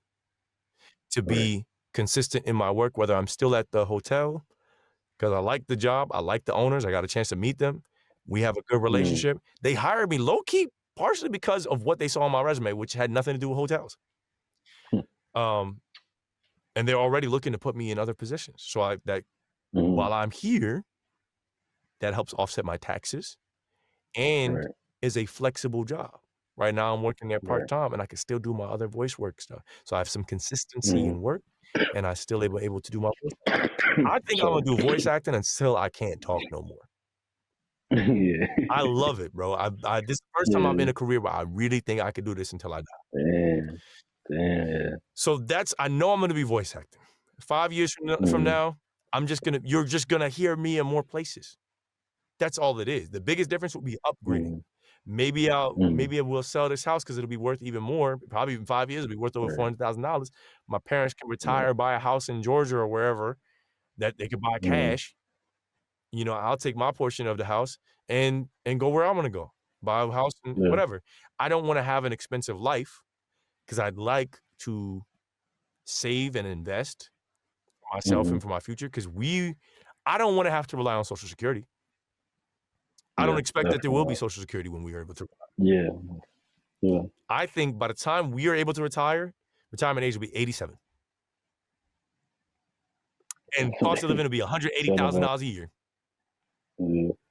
I'm not gonna get that from Social Security. I'm not. So I need to figure out how to make my life as inexpensive as possible to enable me to invest as much as possible in myself and in reliable resources while this world still exists in the way it does. Because honestly, the United States of America has existed for 400 years, right? Let's say. Pretty long time to be on top of the world. You know what I mean? Like, I'm not saying that revolution will happen in our lifetime and things might turn upside down, but I am saying like it's quite possible that revolution can happen in our lifetimes, and we may not be living in the same country by the time we're old men. Right. We definitely about due for you know what I'm saying, something So like that. So this is just based on observation. The that dissatisfaction of history, I people, mean, history, we're just going off of history, modern right? technology has advanced life so fast in the past 20 years. We've made more changes to how people operate in the last 100 years than all of previous human history. Things are happening so fast that planning even 20 years out is very challenging. This is a good perspective, yo. So That's very true. I'm very present and I live like every day. I'm trying. I can't say I live like I want to live like if this was the last day I ever live, I lived the day well. So I don't really That's plan deep. super far in advance. I have life insurance Yeah. policies. I Mm. have some investments. I do the best I can, but I don't live in the future. I live in the present, and I Right. learn from As the you past, should. Yeah. Yeah. I like that. you know? So, That's yeah, well put. retire, I don't even know if that's gonna happen. But You know what I want? Oh, it sorry, sounds one like thing. I excuse don't wanna have to rely on my daughter when I retire or me. any other kids. Mm. I see my Yeah. grandparents had to do that. I shouldn't say all of Yeah. them. Some of them made good money decisions, some of them didn't. Mm. As I look at the ones who made good money decisions, I see it, I get it. The ones who didn't did have more love. So it's Mm. like, I see Mm. one make great financial decisions, had no friends. One Damn. one made horrible financial decisions and is loved by everybody that knows her. So it's like, Uh, you gotta I pick your gotta poison, balance son. that, bro. I can't be either of Yeah. those extremes. I don't wanna be Oh reliant man. like, unless I, like, get into an accident and I'm a vegetable and I have to Yeah, be taken yeah, care of, yeah. Not Imma yeah. take care of my Barring something right, like Imma that. take care of my Yeah. health, and Imma take care of my finances, so at no point Yeah. my daughter has to feel like, "Okay, dad, you gotta live with me because we don't know," like, unless I have Alzheimer's, Yeah. there's no reason. I wanna be able to take Yeah. care of myself till I'm 95, you know? Yeah. That's the way I see it. No, I feel that. I like that. And um I like the way you put that kind of living in now, learning from the past, Yeah. because I think part of I'll say it's probably more so Mm, anxiety, but I guess it could lead into depression a little bit. But like when you looking too far ahead, stuff can start feeling really overwhelming. right. So like a lot of times when, especially when it comes to like getting into tech and stuff, I'll tell people like bite, baby steps, bite size, learn this thing first, start with the HTML, get an understanding of how websites work. You know what I'm saying? Like these are all elements. Everything you're looking at is an element. When you're looking at a color or pictures, that's the design, that's the CSS. Or you interact with stuff, that's all of that. Like take it a step at a time. Because when you look at as a whole too much sometimes, or you looking too far ahead, I think I'm guilty of that. I'll put it that way. Like um, whether it's this thing or music, or I'm on volume 8 right now. I'm looking at, well, for volume 10 I'm gonna do this, and volume that, and like I had to teach myself to kind of enjoy these moments, enjoy that I have 8 out right now, that I'm still putting out, enjoying what I do and Right. stuff like that. So I'm really glad you put that like that. And as far as the retirement stuff Mhm. goes, it's very realistic that you don't hear too many people our age now. Like everybody want to travel, they want to party. Not that you shouldn't do those things, but Mhm. like if you don't have a plan for the future, who cares if you was at the club or at this party or that you did this traveling Mhm. these years? If now and later in life when we don't have the social security to land on, Mhm.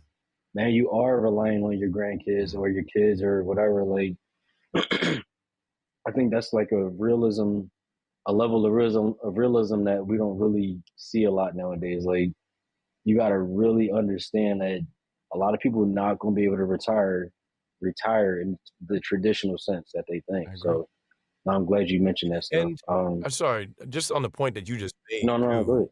Yeah, go ahead. that doesn't mean to not have fun. It Yeah, means yeah, have yeah, a budget. for sure. Like, Right. that's all it means. It's like you can retire and you can go on trips. All Yeah, you the yeah, easiest way to do it, for anybody who's curious, make a bank account. Call it fun money. yep. In your check, Hmm. whatever percentage, figure out how much of your daily or your monthly expenses are. If you take your check and if it's 50% or 60% or 70%, allocate that to your main checking account or whatever you have for your bills. And then, take out 10% for your whatever your company matches. If they match your investment into a 401k, or if you have an IRA or Hmm. whatever, take whatever Yep. the max is, whatever they match. If it's 3%, 6%, 10%, whatever it is, takes the max for that. And then if Mm-hmm. you're taking 65% and putting it towards your life expenses, and you're taking the max, let's say it's 10% that they match, that still leaves you 25%. When you do your direct deposit, set 65% to your main checking, 25% to that fund money. And the fund money can either be savings, because you already got money that's pre-tax in your IRA or your 401k, and your Mm-hmm. 65%. The key is most people aren't using 65%. They're using 95% or 99% to live. Make Yeah. your life cheaper. You don't need Yeah. Netflix and Hulu and Disney Plus and ESPN Plus. You don't have time to watch all that. And Right. Crunchyroll and that and this and that and like Stately and Factor and like, bro, like Yeah. everybody wants subscription models because that's how they make money on you. That's not how you save money. Learn to Yeah. cook, grocery shop. Yeah. Like, it's Sorry. not about like, yes, convenience is great, but now when you spending all your money Yeah. on, If all of your money is going bro, toward, if your come life, on. say Like, somebody's like, "Oh, my living expense is only 35%," then why are your subscriptions another 30%? yeah. But we not doing the Yeah. math. That's why I picked up the book on money management. What am I I was doing? about to Where's say, my money going? if they don't listen to, if y'all don't listen to, I'm gonna look at the camera. My other camera is out. If y'all don't listen to anything this man say today, listen to this. Set aside money for a rainy day, for your fun stuff, for your day to day lifestyle. Because everybody, a lot of people are one major emergency, major incident, a hospital bill, a fucking ambulance bill from being in crazy debt or homeless or whatever. So if they don't take anything away from the gems you dropped today, that, and this not even no finance. We neither one of us financial Nope. advisors. This not no finance podcast, Nope. but like if they take anything from this Save joint, is $1,000. You that can save $1,000. You yeah, can do anything. yeah. Once you get a You thousand can, dollars yes. saved, that does not mean go spend it. No, I saved exactly. $1,000. Let me No, buy a bag. No. no. Yo, let's pop a bottle. No. Take the 1,000, Right. hide it from yourself. Exactly. And then do it again. That's it, bro. And then You once literally you, just yeah, save the 1,000. Then you know the same method you use to save the 1,000, you can put on credit card debt. The same method you use to yeah, pay the 1,000, you can save 3 to 6 months of expenses. exactly. Do that. Exactly. Baby steps like the Dave Ramsey baby steps, or every financial advisor Right. has some sort of version of those 7 baby steps. The first one is save $1,000. Then attack your Mm-hmm. high interest credit card. Then save 3 to 6 months. If you do that alone, you'll be a happier Yeah. person. And if you don't work a Yeah. job that can do that, get another job. No, get a Yeah. different job, get I another mean, job, do something that you can do that. yeah. Yeah.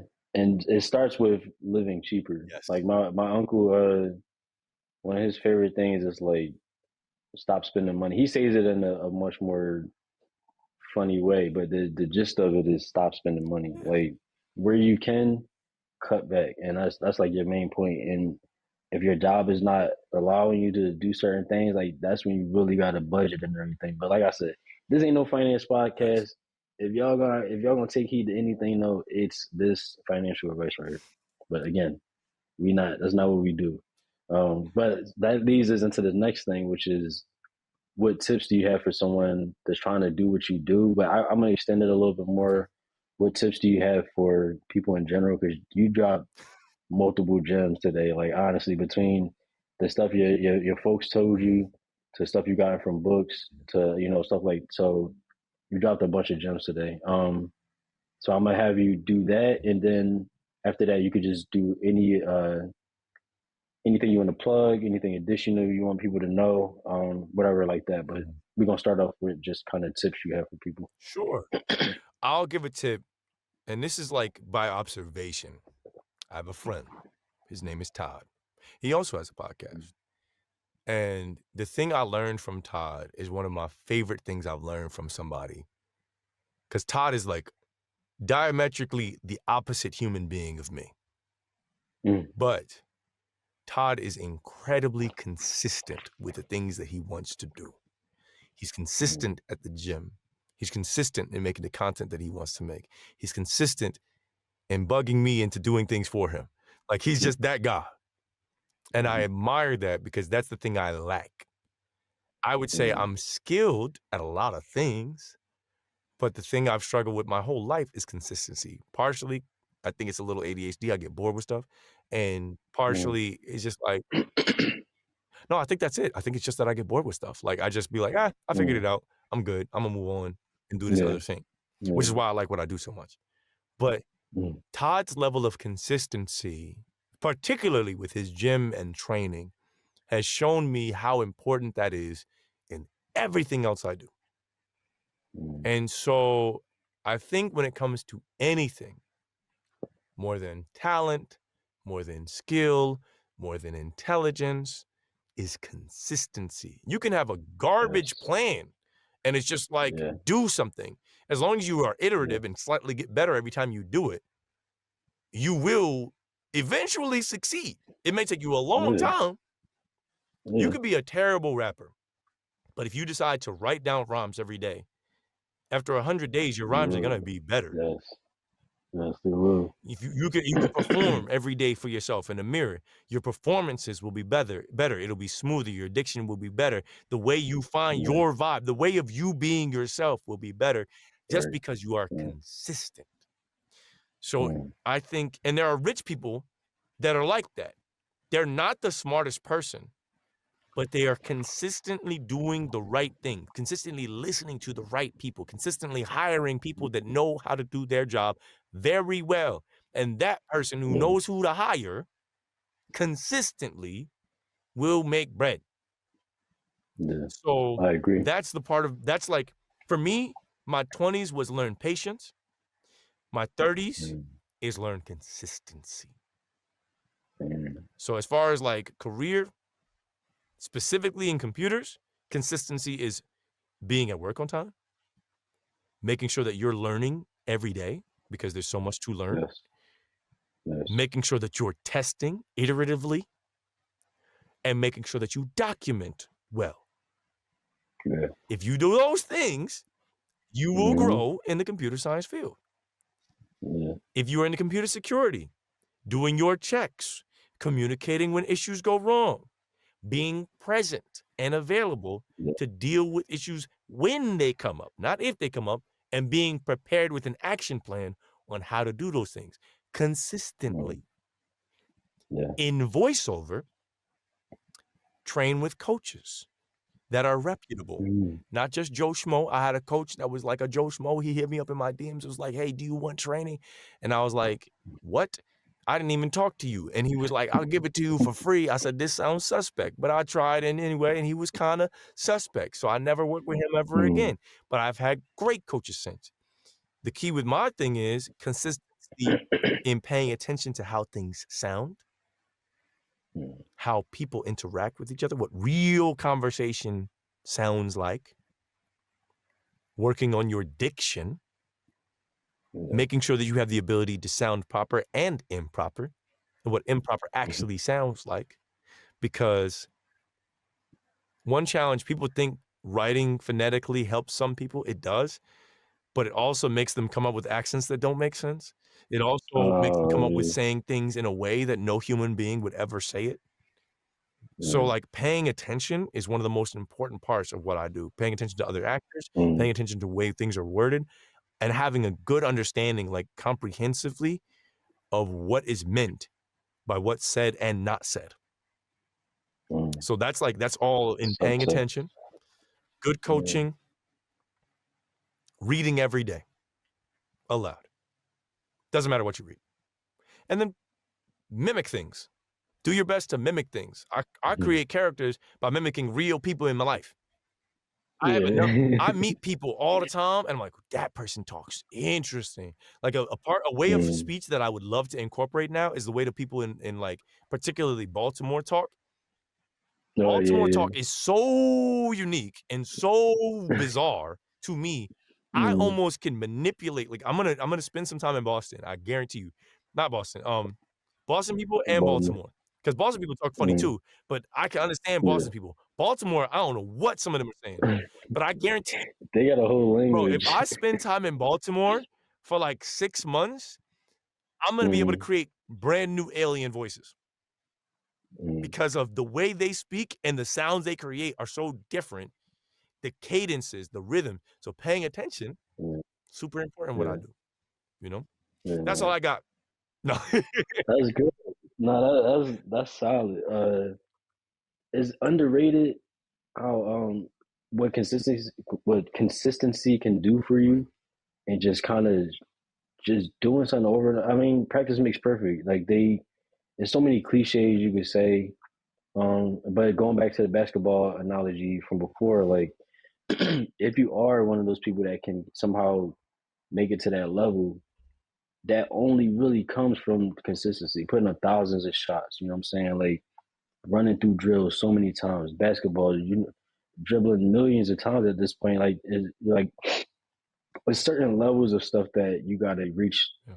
for things to happen, and you might get lucky. Maybe on your fifth iteration, something will happen. But some people might be that 15th or that 20th. But the consistency, and it goes back to what you were saying before about being reliable, Yeah. and then accompanying that with the eliteness of it is a recipe for success. I love that. Yeah. All right, yeah. So last thing, do you want to plug anything?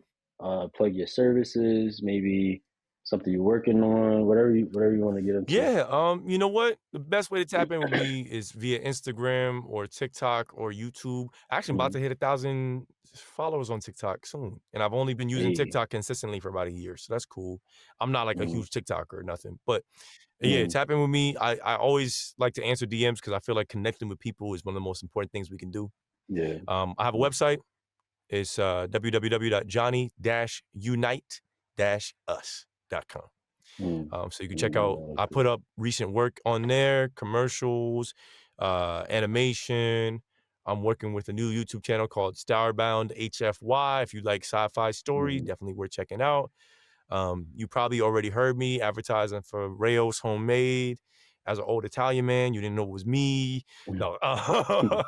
But yeah, man, just keep an ear out. When you're watching TV, when Yeah, you're watching movies and trailers, like, is that Johnny?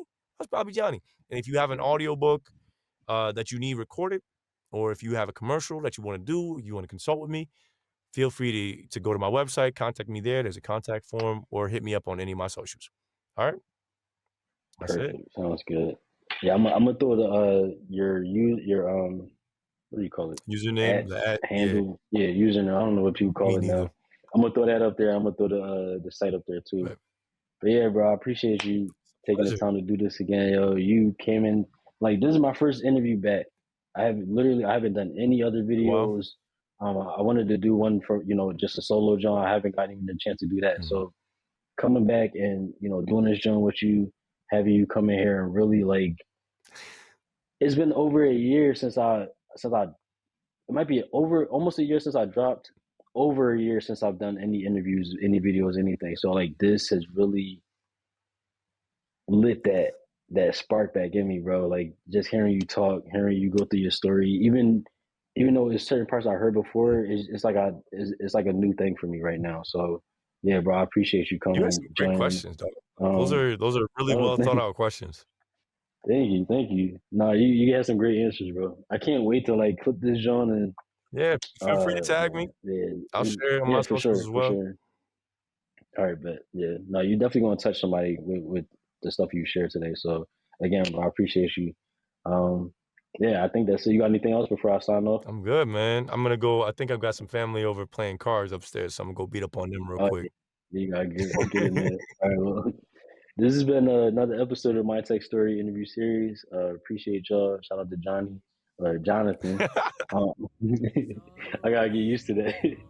But yeah, that's it. Y'all be safe. Peace. Accountability. Yeah.